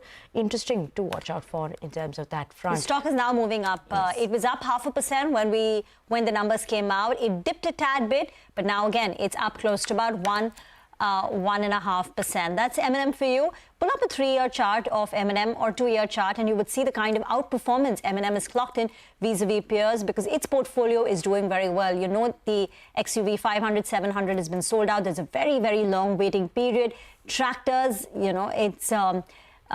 Tractors has also had a pretty good, run given the monsoons have been, normal. So M&M has been on the front foot, 85% up in the last 1 year, 250% in the last 3 years. And if you look at a 5-year CAGR on M&M stock price, it's given a return of 40%. So true wealth creator in the large cap space. Gurmeet Chadda, managing partner, CIO at Complete Circle, is now with us to discuss the numbers. Gurmeet, your initial thoughts on M&M? Hello? Yes, Gurmeet, we can hear you. Did you have a chance to go through M&M's at least? Yeah. So, I think a good set of numbers. I think if you see revenue, they've crossed 30,000 crore mark. EBITDA is, I think, in my view, again, an all-time high at almost inching in at about 4,500 odd crores. And there is a bit of a margin expansion. I think what is, good here is the fact that they've been focusing on, they've regained their market share in SUVs. It's back at about 20%. I think the new EV launch has happened. They've started the bookings. The response has been pretty good. I have a few clients who are very large dealers of M&M in North. I think there's a lot of excitement there. Tractors, they are gaining market share. And the best thing has been since Anish came over Hello? Yeah. Yes, we can hear you. Anish came in. I think the focus on capital allocation has been pretty solid. They have cut down on loss making. JVs they had clear allocation towards how business is to be done. There was one bit of a blip when they bought some stake in RBL Bank, which Street did not like. But I think that clarification came that it was just an investment and they had no plans as such. So I think pretty constructive, and valuations I would say are modest, would not say reasonable. But I think the new EV and an uptick in rural demand could still give some legs to M&M. Okay, so, Gurmeet, do wait on with us. We do have Sudarshan who's joining in with us, who's done some number crunching in terms of the M&M's Q3 performance. Sudarshan, what are they looking like versus the CNBC-TV18 poll? Any more highlights that you could shine on these numbers? From the first look, it's looking a very strong set of earnings. Even expectations were elevated. Company has managed to meet estimates on all the fronts, whether you take auto segment or farm segment. So overall revenue was 30,500 crore against our expectation of 30,600 crore odd. So it's almost in line. EBITDA has come in at almost 4,400 crore. Again, in line with estimate. Margin company has managed to hold on to the levels above 14%. It has come in around 14.5%. That is also almost in line. If you talk about the segments, for auto business, revenue has increased 20% year on year, and even sequentially, if you look at, it's up 6%, and even EBIT is up 37% year on year and 8% sequentially. Agri business, again, 21%. YOY 26% sequentially. EBIT for agribusiness 42% up YOY and 30% sequentially. So it's telling you, as in morning we were talking about the two segments, basically SUV and tractor.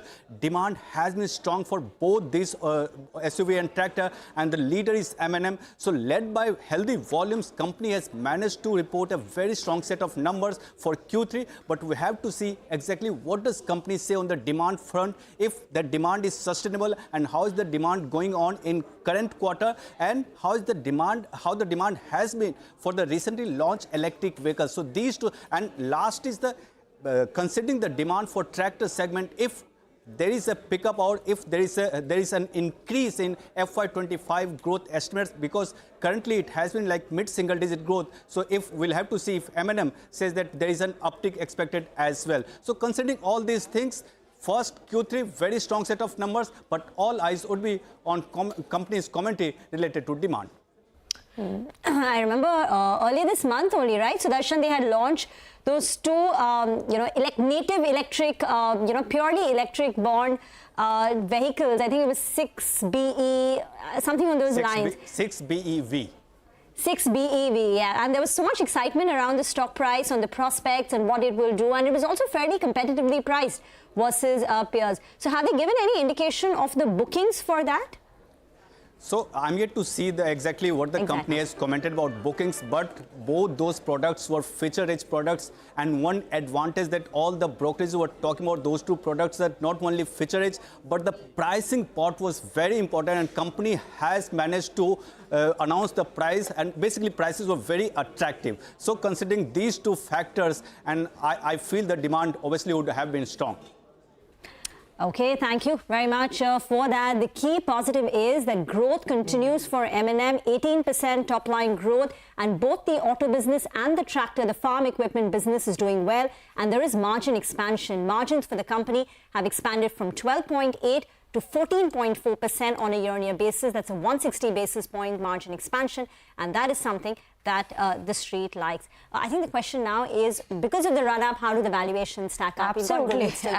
Let's go across to Gurmeet on that front as well. And Gurmeet, like Rima was saying, how is it going to be in terms of valuation? M&M numbers have been good. Commentary is what everyone is watching out for. But on the valuation front, does it make a good bet right now? I think it should be more like something which is very consistent in the large cap space. It's not stretched, it's not cheap. It's 25, 30 times, and this is one auto stock which hasn't really corrected, along with Maruti. Actually has done well in the crisis. See, other thing is, if you look at its powertrain a few years back, pre-COVID, it was 72% diesel.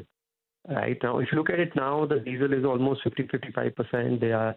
There is EV which they are launching. There is CNG which they have included. So even the powertrain now is catering to different segments, which I think augurs well. Depending on how the landscape is changing as far as clean energy goes. And I think this new EV launch, as I said, few of the distributors who are clients went for the launch in Chennai in their R&D center, and some had some great feedback on that. So I think they've just started the bookings. I think immediate trigger could be how strong the bookings are. Remember when they did this all 4 SUVs back to back, which is XUV 700, Bolero. If the bookings pick up, there could be some, although I'm not commenting on near-term movement, but there could be a bit of momentum in the near term because of that. Okay, Gurmeet, thank you so much for joining in with us and giving us insights in terms of M&M's number, what we should be expecting in terms of the stock going forward as well. But key is going to be the commentary that we're keeping an eye out on. As of now, M&M is trading almost near the day's highest point, so keep an eye out on that. But let's move on, and the battle for control over Religare continues. Supreme Court of India directs the Berman family's open offer will not close today as scheduled earlier. Ashmit is joining in with us to give us more details on this one. Ashmit, what is the latest update that you have here? Well, clearly the confusion as far as control of Religare continues. The open offer that had been issued by the Bermans was expected to close today, which was expected to give some finality to the matter. But bear in mind that the US-based, the Florida-based businessman, the investor Digvijay Gaikwad, had moved the apex court. That hearing was today. It just concluded a few moments back. And importantly, in that hearing, the Gaikwad had essentially said that why are we asking the minority shareholders to settle for 235 rupees a share when I, Gaikwad, am offering 275 rupees a share. From therein, there were questions on technicality, and on the basis of that, essentially what the Supreme Court has directed as an interim direction is that, number one, the Berman open offer will not close today as was scheduled. The tendering process was expected to close today. That will not happen. Number two, the Supreme Court has directed for Gaikwad to deposit an earnest money deposit of 600 crore rupees by February 12th. That's Tuesday of next week. So they have time till Tuesday to make that earnest money deposit of 600 crore rupees.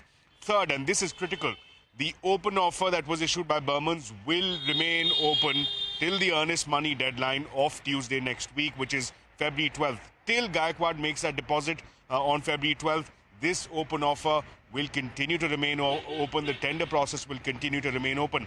And what happens in a situation that Gaikwad coughs up that amount of 600 crore rupees? In that case, the Supreme Court has added a fresh stipulation that this Berman open offer will remain open till SEBI takes a final decision on the Gaikwad application for an open offer. So clearly, there are a number of moving parts here. No finality yet, but for now, the Berman offer to remain open. But at the same time, the Supreme Court did make an observation that this open offer, they're doing it at their own risk, the Bermans, because should the issue get decided in favor of Gaikwad's, the words of the Supreme Court were, they'll have to cough up a lot of money. Okay, Ashmit, thank you so much for giving us the latest update on Religare. But let's just mark the flashes at the bottom of your screen. We have Ola Electric that has reported the numbers. Revenue seeing a decline of 19%. Losses have widened further for the company. EBITDA loss at 460 crore versus last year of 301 crore. Losses also are somewhere at 564 crores versus 376 crores. So clearly we are seeing that losses are widening. There's a bit more pressure coming in, and revenues also are seeing a decline. Stock has slipped in trade and is down almost 2% as of now. I was just going through the Ola numbers. In Q1, the company's top line was 1644 crore. Yeah. In Q2, it came down to 1214 crore. So even in Q2, there was a sequential decline in the company's revenues, and that has further come down to 1045 crore. So we've seen a significant moderation in the absolute revenue number. 1644 in Q1 comes down to 1214 crore in Q2, and now down to 1045 in Q3. The Ola Electric stock price too has taken, a bit of a tumble. Right now it's down close to about 2.5%, but its 52-week high was close to 157 that it hit on the 20th of August. So from that level, 157 down to 70, the stock has more than halved in the last, 5-6 months. And the numbers are a bit disappointing. I remember even Q2 was a disappointing quarter, but losses have widened for the company, and the absolute bottom line loss is 564. And remember, shareholders, investors are going to have another option to play the pure electric two-wheeler space, because Ather Energy has also filed its DRHP and it's readying its plans for an IPO. So, you're going to get another choice, right? If you want to play for the entire EV penetration, you want to play that story, now you have an option there too. Absolutely, but as of now, we're seeing pressure coming in on the stock. Numbers not looking that great. On that note, we're going to slip into a very short break, but don't go anywhere. After the break, we have more numbers to talk about. Aadhar Housing Finance, they've reported their numbers. What are the outlook of the company going forward? We do have the management waiting by.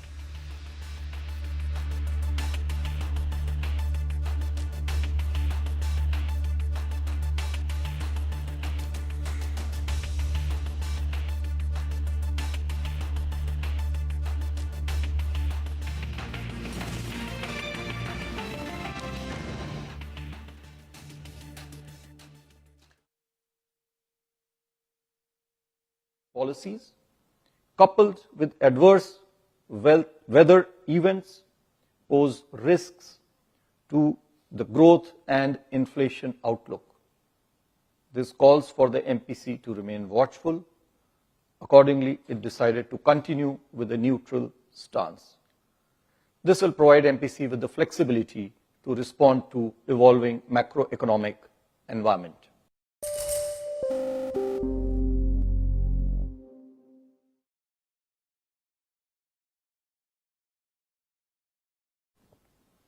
This growth inflation dynamics opens up policy space for the MPC to support growth, while remaining focused on aligning inflation with the target. At the same time, the MPC felt that excessive volatility in global financial markets and continued uncertainties about global trade policies, coupled with adverse weather events, pose risks to the growth and inflation outlook.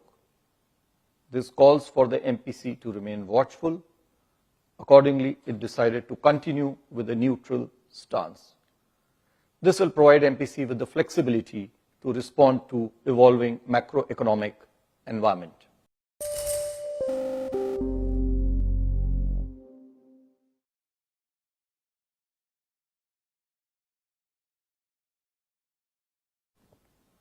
This growth inflation dynamics opens up policy space for the MPC to support growth, while remaining focused on aligning inflation with the target. At the same time, the MPC felt that excessive volatility in global financial markets and continued uncertainties about global trade policies, coupled with adverse weather events, pose risks to the growth and inflation outlook.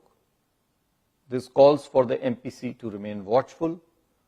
Accordingly, it decided to continue with a neutral stance. This will provide MPC with the flexibility to respond to evolving macroeconomic environment.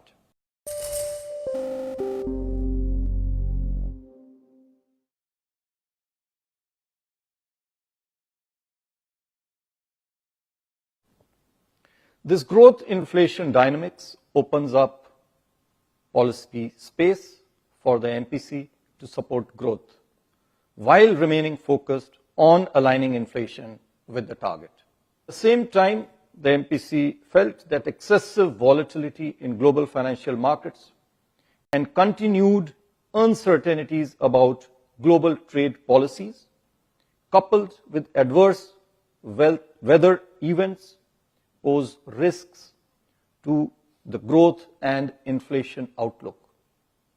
This calls for the MPC to remain watchful. Accordingly, it decided to continue with a neutral stance. This will provide MPC with the flexibility to respond to evolving macroeconomic environment.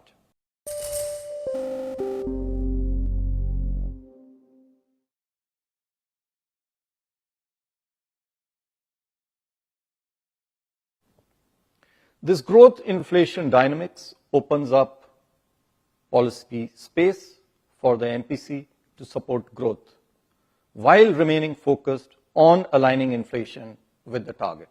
At the same time, the MPC felt that excessive volatility in global financial markets and continued uncertainties about global trade policies, coupled with adverse weather events, pose risks to the growth and inflation outlook. This calls for the MPC to remain watchful. Accordingly, it decided to continue with a neutral stance. This will provide MPC with the flexibility to respond to evolving macroeconomic environment.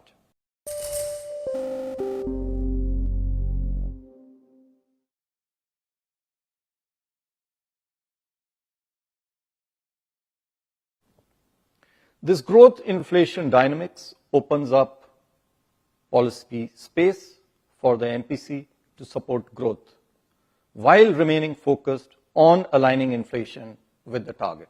At the same time, the MPC felt that excessive volatility in global financial markets and continued uncertainties about global trade policies, coupled with adverse weather events, pose risks to the growth and inflation outlook.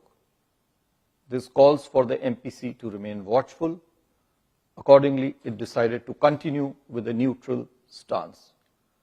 This will provide MPC with the flexibility to respond to evolving macroeconomic environment.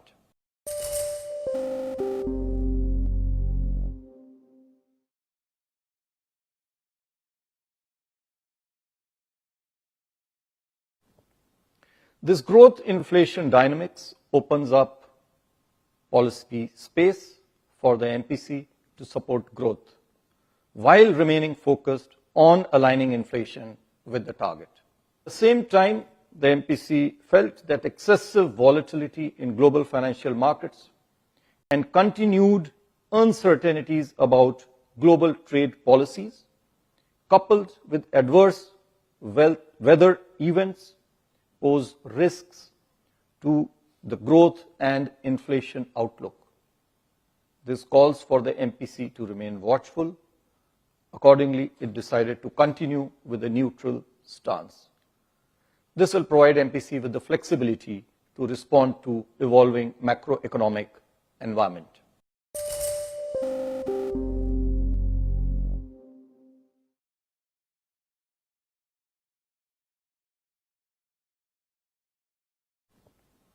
This growth inflation dynamics opens up policy space for the MPC to support growth, while remaining focused on aligning inflation with the target. At the same time, the MPC felt that excessive volatility in global financial markets and continued uncertainties about global trade policies, coupled with adverse weather events, pose risks to the growth and inflation outlook.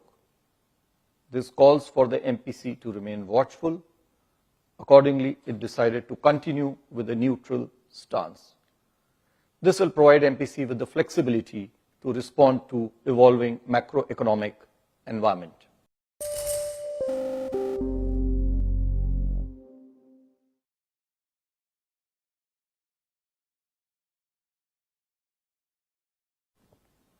This growth inflation dynamics opens up policy space for the MPC to support growth, while remaining focused on aligning inflation with the target. At the same time, the MPC felt that excessive volatility in global financial markets and continued uncertainties about global trade policies, coupled with adverse weather events, pose risks to the growth and inflation outlook. This calls for the MPC to remain watchful. Accordingly, it decided to continue with a neutral stance. This will provide MPC with the flexibility to respond to evolving macroeconomic environment.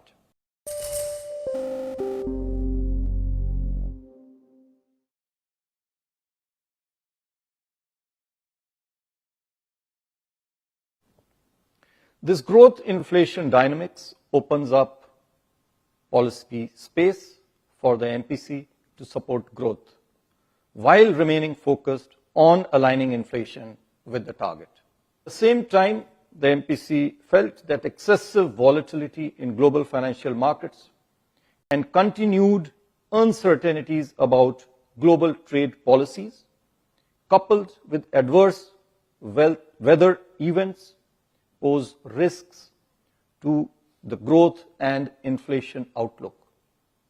This calls for the MPC to remain watchful. Accordingly, it decided to continue with a neutral stance. This will provide MPC with the flexibility to respond to evolving macroeconomic environment.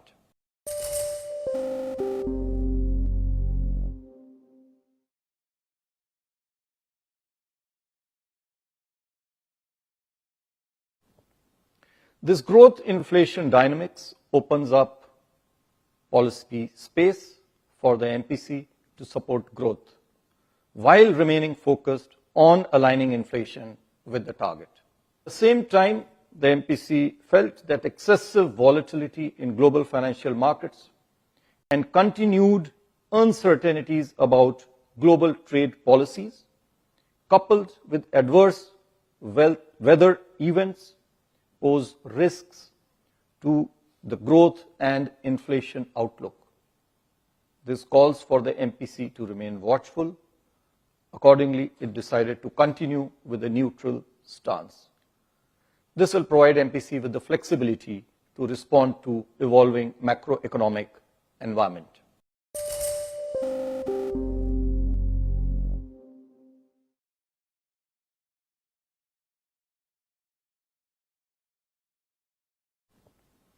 This growth inflation dynamics opens up policy space for the MPC to support growth, while remaining focused on aligning inflation with the target. At the same time, the MPC felt that excessive volatility in global financial markets and continued uncertainties about global trade policies, coupled with adverse weather events, pose risks to the growth and inflation outlook. This calls for the MPC to remain watchful. Accordingly, it decided to continue with a neutral stance. This will provide MPC with the flexibility to respond to evolving macroeconomic environment.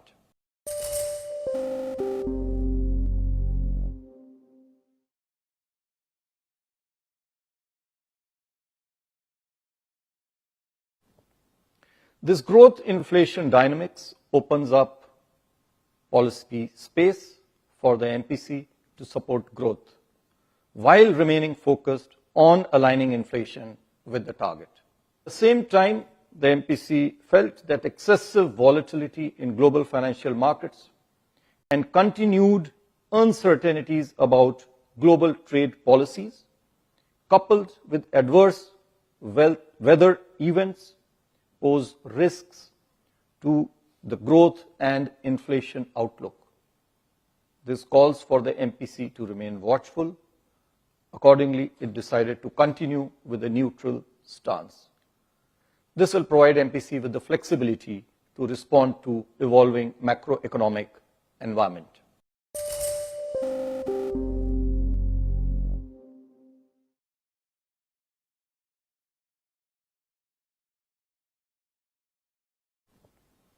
This growth inflation dynamics opens up policy space for the MPC to support growth, while remaining focused on aligning inflation with the target. At the same time, the MPC felt that excessive volatility in global financial markets and continued uncertainties about global trade policies, coupled with adverse weather events, pose risks to the growth and inflation outlook.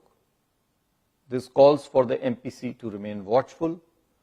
Accordingly, it decided to continue with a neutral stance. This will provide MPC with the flexibility to respond to evolving macroeconomic environment.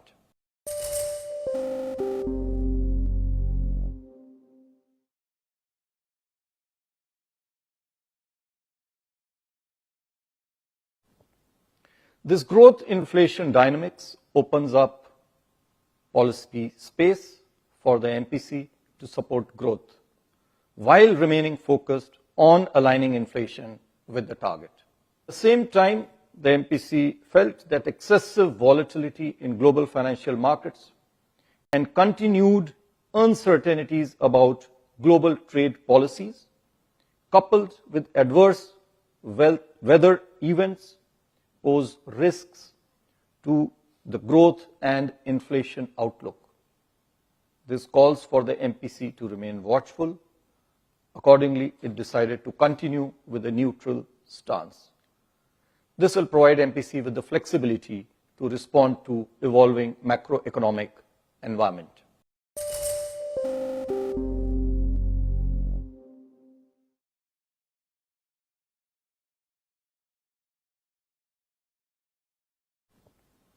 This growth inflation dynamics opens up policy space for the MPC to support growth, while remaining focused on aligning inflation with the target. At the same time, the MPC felt that excessive volatility in global financial markets and continued uncertainties about global trade policies, coupled with adverse weather events, pose risks to the growth and inflation outlook.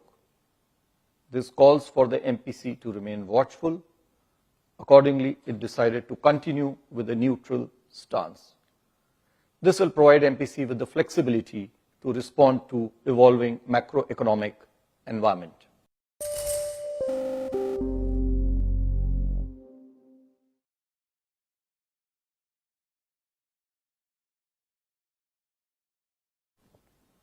This growth inflation dynamics opens up policy space for the MPC to support growth, while remaining focused on aligning inflation with the target. At the same time, the MPC felt that excessive volatility in global financial markets and continued uncertainties about global trade policies, coupled with adverse weather events, pose risks to the growth and inflation outlook. This calls for the MPC to remain watchful. Accordingly, it decided to continue with a neutral stance. This will provide MPC with the flexibility to respond to evolving macroeconomic environment.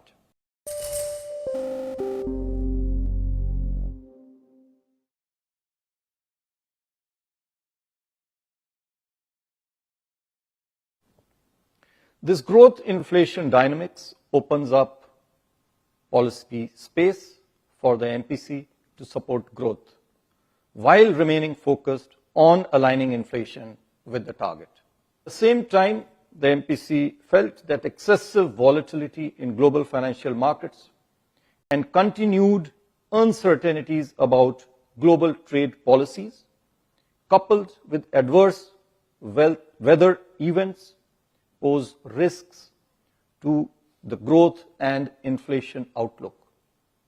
This calls for the MPC to remain watchful.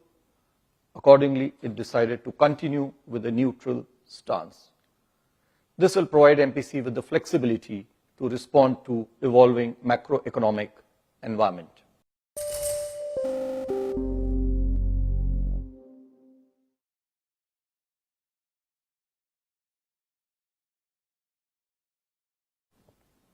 This growth inflation dynamics opens up policy space for the MPC to support growth, while remaining focused on aligning inflation with the target. At the same time, the MPC felt that excessive volatility in global financial markets and continued uncertainties about global trade policies, coupled with adverse weather events, pose risks to the growth and inflation outlook.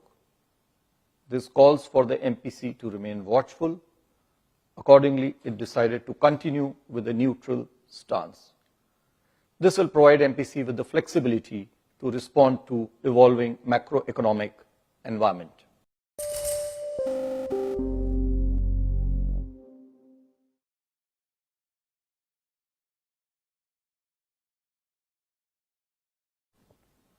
This growth inflation dynamics opens up policy space for the MPC to support growth, while remaining focused on aligning inflation with the target. At the same time, ourselves in line to the customer expansions. Right. Good afternoon, gentlemen. This is Vinny joining in the conversation as well. Mr. Chabra, just to follow up, is that then when will they start normalizing the 12 to 13% range, which you all had in terms of margins? If your plant setup is going to get completed by the second half of FY26, post that, could we see those margins starting to see that improvement back? Yeah. So see, as an organization, we focus on growth. That's how we measure the overall financial health of the business. And we have a guidance that we should be delivering a ROAS of more than 40%. And that is what we have been delivering in the last 2 years. And even in the current year, if we get the orders for the Q4 as in line with the customer forecast, we should be able to deliver more than 40% growth.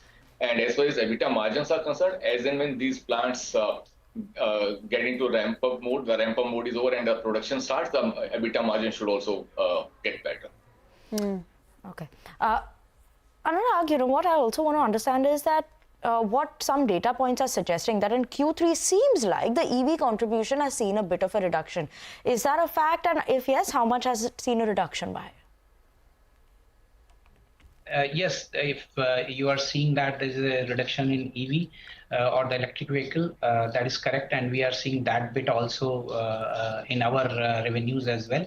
But you have to understand that this year it's remained to be very exciting for the automotive sector because OEMs has launched many new models across EV as well as ICE, and keeping a lot of it's a heavy feature, rich feature content vehicles. So when these launches are happening, and as you have seen in our press release also, that in this quarter and the next 2 to 3 quarters in the new plants, there are both ICE and EV both. So I think it's just a matter of time. We have to see how the consumer is going to react to the new launches. And we are very hopeful because we never doubted our customer, and whatever they are putting the volumes to us. So I think it's going to take some time, but you will see a very positive results in coming times. Mr. Chhabra, the 3 greenfield plants that you spoke about, which are at different stages of completion, I believe have a revenue potential of 2,100 crore rupees. Is that right? Yeah, that's right. So when these plants reach at their optimum level in terms of their production, and if the orders are in line with what the forecast we have received from the customers, on an annualized basis, these 3 new greenfields should give us 2,100 crores turnover. So realistically, how much of that can come in FY26 to your mind? So it depends on the time when these get actually ramped up. So by H2 26, we expect this to kind of get at those levels, depending on the customer orders. Okay. So is it okay to estimate that at least 50% of the potential, we're talking about 1,000 crore of incremental revenues in FY26 because of these greenfield? Well, if other things remaining the same, yes. Okay. Mr. Chhabra, I just wanted to understand one thing. Right now, I'm looking at the growth rate over this year, right, in FY25. For the first quarter, it was 17%, moving on to second quarter, 10%, and now the growth rate has been around 8-9%. I just want to understand, we've seen a bit of the growth rate slowing down. What is the outlook in terms of the growth that one should watch out for? Any growth guidance or number that you would give for Q4 as well as for FY26? Yeah, sure. So as far as growth is concerned, I mean, the growth is a factor of a couple of factors. It's a matter of a couple of factors. So for example, the product mix that is there and the content in the wiring harness. So today we know that customers are preferring feature-rich models, and those feature-rich models have a high amount of content and more revenue for us. So a lot would depend on the product mix that is there, that gets sold to the consumers. And if you look at, we have been ahead of the industry. So if you look at Q3, we are 9%. We have 9% growth, whereas the PV industry grew by 3%. So we outpaced the market by 6%. Likewise, if we look at 9 months, we have grown by 12%, whereas the PV industry has again grown by 3%. So 9-month revenue growth is about 12%. And will you, based on the early indications, Anurag, do you think you can end the year with about this 12-13% top line growth? I think it's all subject to the volumes what the customer has forecasted. We are very positive. The way we are going in 9 months, it's already 13%. So we have to see, as Mahindra suggested, that what sort of consumer are buying the models. So if the higher the model, the higher the content, and the sales value for MSL goes high. Okay, and just the last one, I just want to understand raw material trends and the raw material prices. They have been quite stable, right? Anurag, is there any change and any concern on that front? I think, yeah, raw material costs are, you have seen there is not a very big change, or there is no abnormality into that. Thank you, Mr. Chhabra and Mr. Gehlot, for joining in, and wish you all the very best. Look, enjoyed chatting with you today. We'll slip into a very short break on that note. We'll come back with more on the market. It's in the red now for all the benchmark indices. The Nifty is closer to 23,500, down 80 points. Sensex down 360.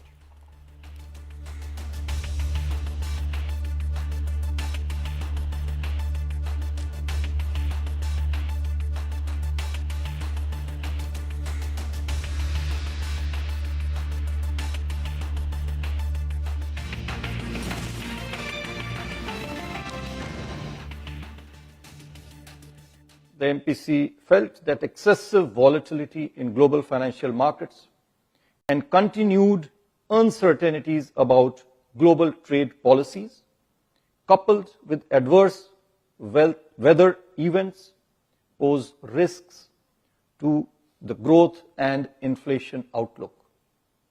This calls for the MPC to remain watchful. Accordingly, it decided to continue with a neutral stance. This will provide MPC with the flexibility to respond to evolving macroeconomic environment.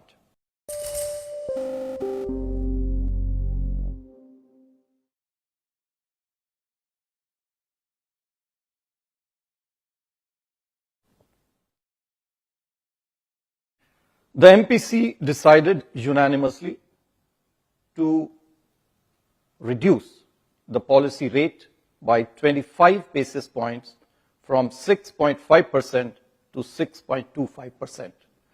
The MPC also decided unanimously again to continue with a neutral stance and remain unambiguously focused on a durable alignment of inflation with the target while supporting growth.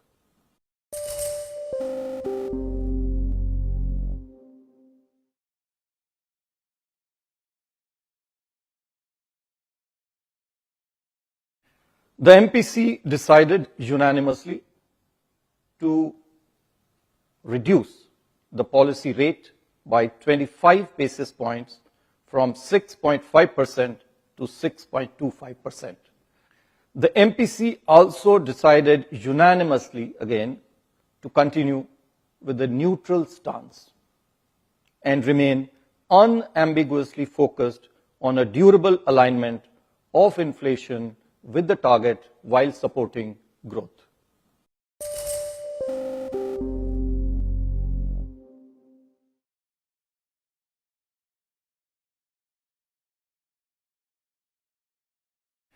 The MPC decided unanimously to reduce the policy rate by 25 basis points from 6.5% to 6.25%. The MPC also decided unanimously again to continue with a neutral stance and remain unambiguously focused on a durable alignment of inflation with the target while supporting growth.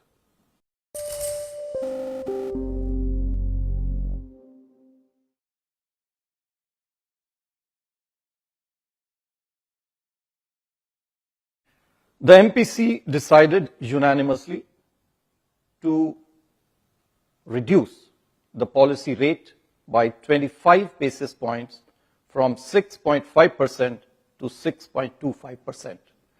The MPC also decided unanimously again to continue with a neutral stance and remain unambiguously focused on a durable alignment of inflation with the target while supporting growth.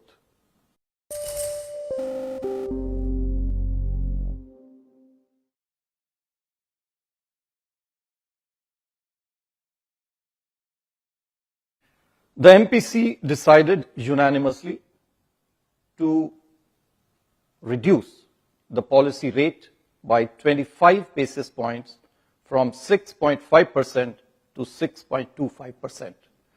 The MPC also decided unanimously again to continue with a neutral stance and remain unambiguously focused on a durable alignment of inflation with the target while supporting growth.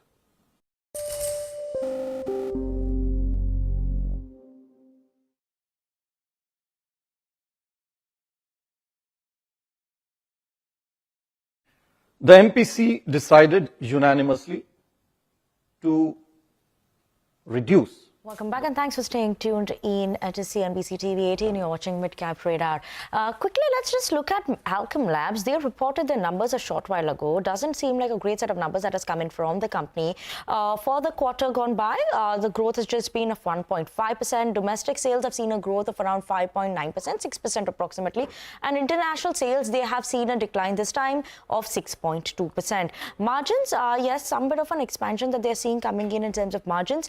But overall, the sales growth hasn't been that good, and expectation was much higher in terms of the domestic formulation growth as well as the international business growth for the company. So obviously it's important to watch out for what is going to be the outlook of the company. As of now, concerns are coming in terms of the growth factor. Alkem Labs, that's as of now, is trading at the day's lowest point.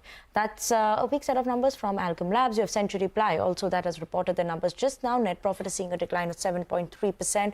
Keep an eye out on Century Ply. Revenue seen a growth of 22%, and Century as of now is of the day's highest point. We'll wait out for more internals coming in for Century Ply. But let's move on and talk about NCC, because that's a stock that's in focus as well on the back of its numbers. They reported a weak set of Q3 FY25 numbers. So Darshan is joining with us to give us those details.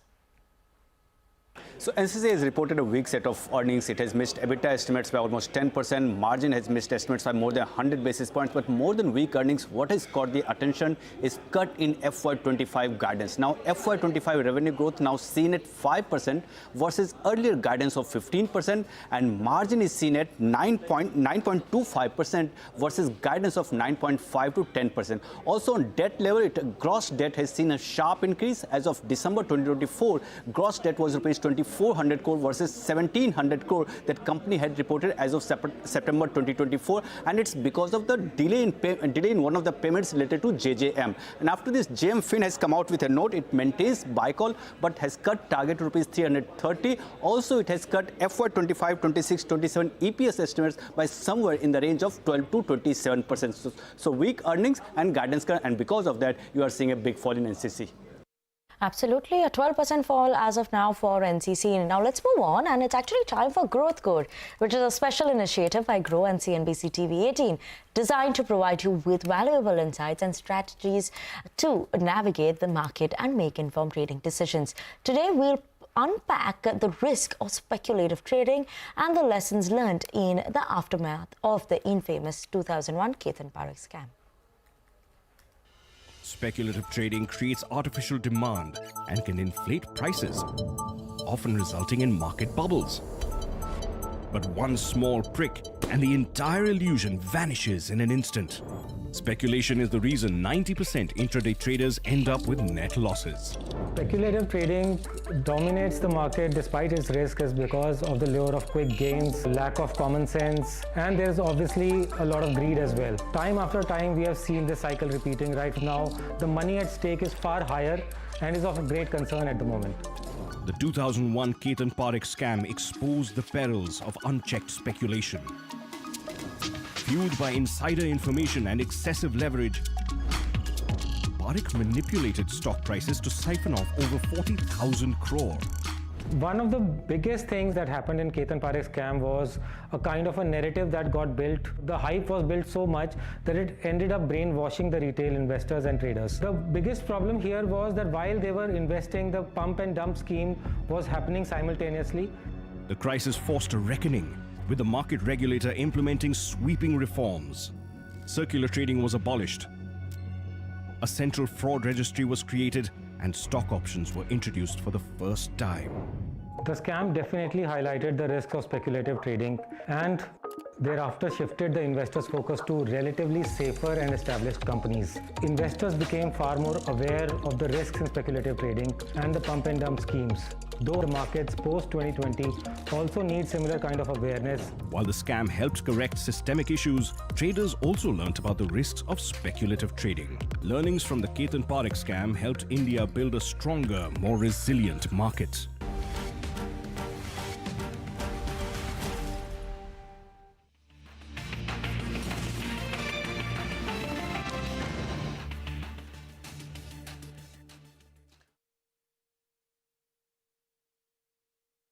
Policy rate by 25 basis points from 6.5% to 6.25%.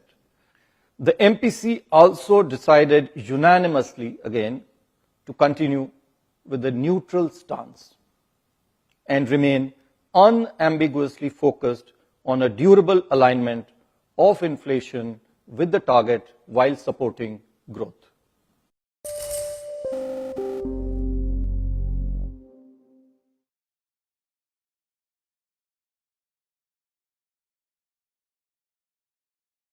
The MPC decided unanimously to reduce the policy rate by 25 basis points from 6.5% to 6.25%. The MPC also decided unanimously again to continue with a neutral stance and remain unambiguously focused on a durable alignment of inflation with the target while supporting growth.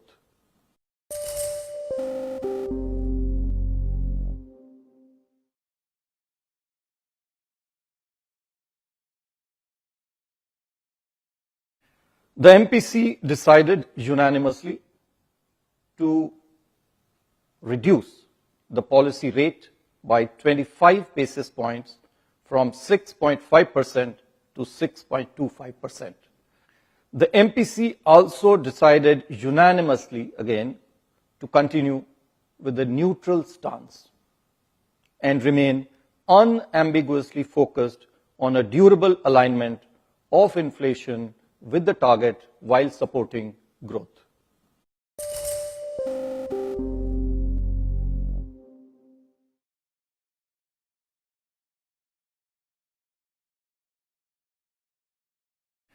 The MPC decided unanimously to reduce the policy rate by 25 basis points from 6.5% to 6.25%.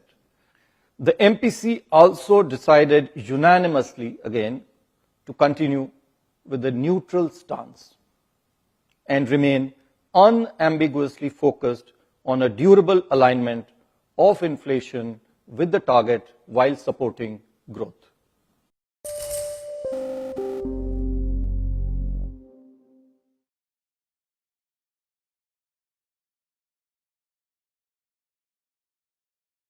The MPC decided unanimously to reduce the policy rate by 25 basis points from 6.5% to 6.25%. The MPC also decided unanimously again to continue with a neutral stance and remain unambiguously focused on a durable alignment of inflation with the target while supporting growth.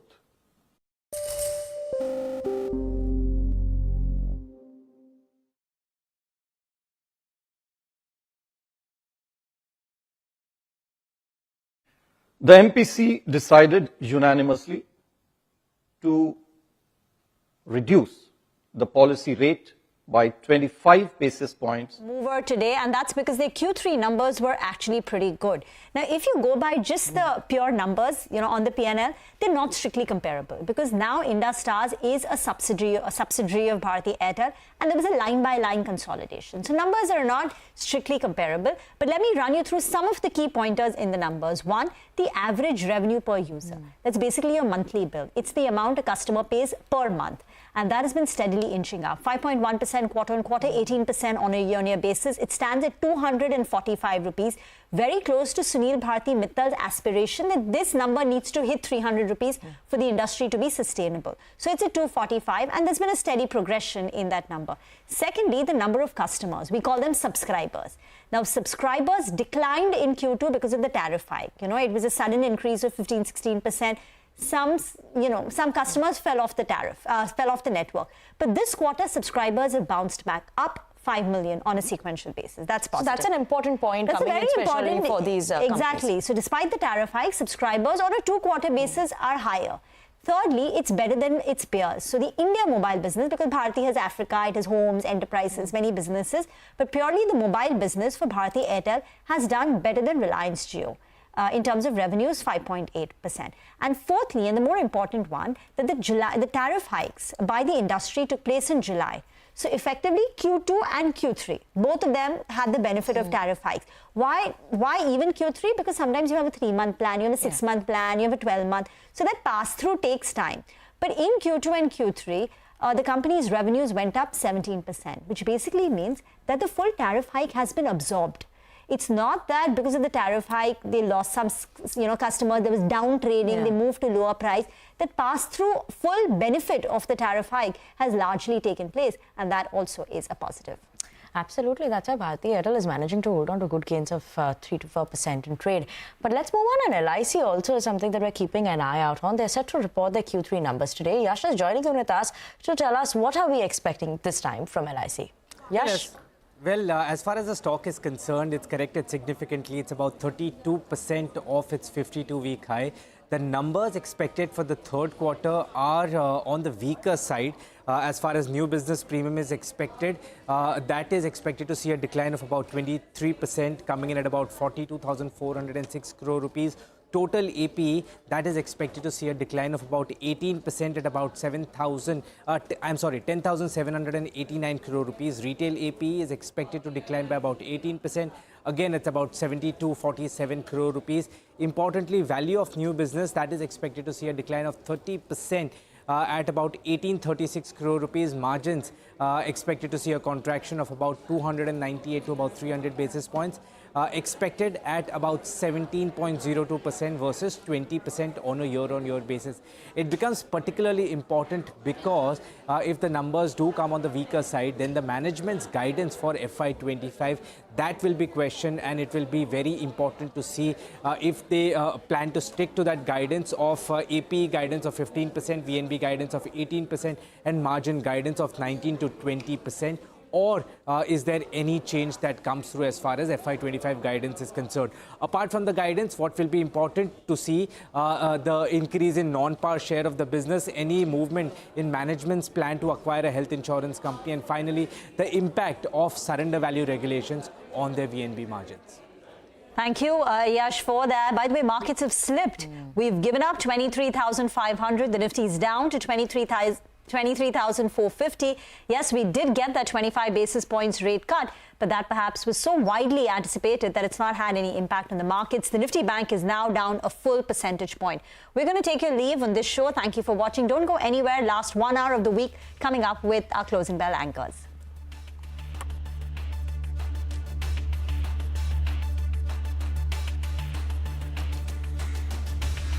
From 6.5% to 6.25%. The MPC also decided unanimously again to continue with a neutral stance and remain unambiguously focused on a durable alignment of inflation with the target while supporting growth.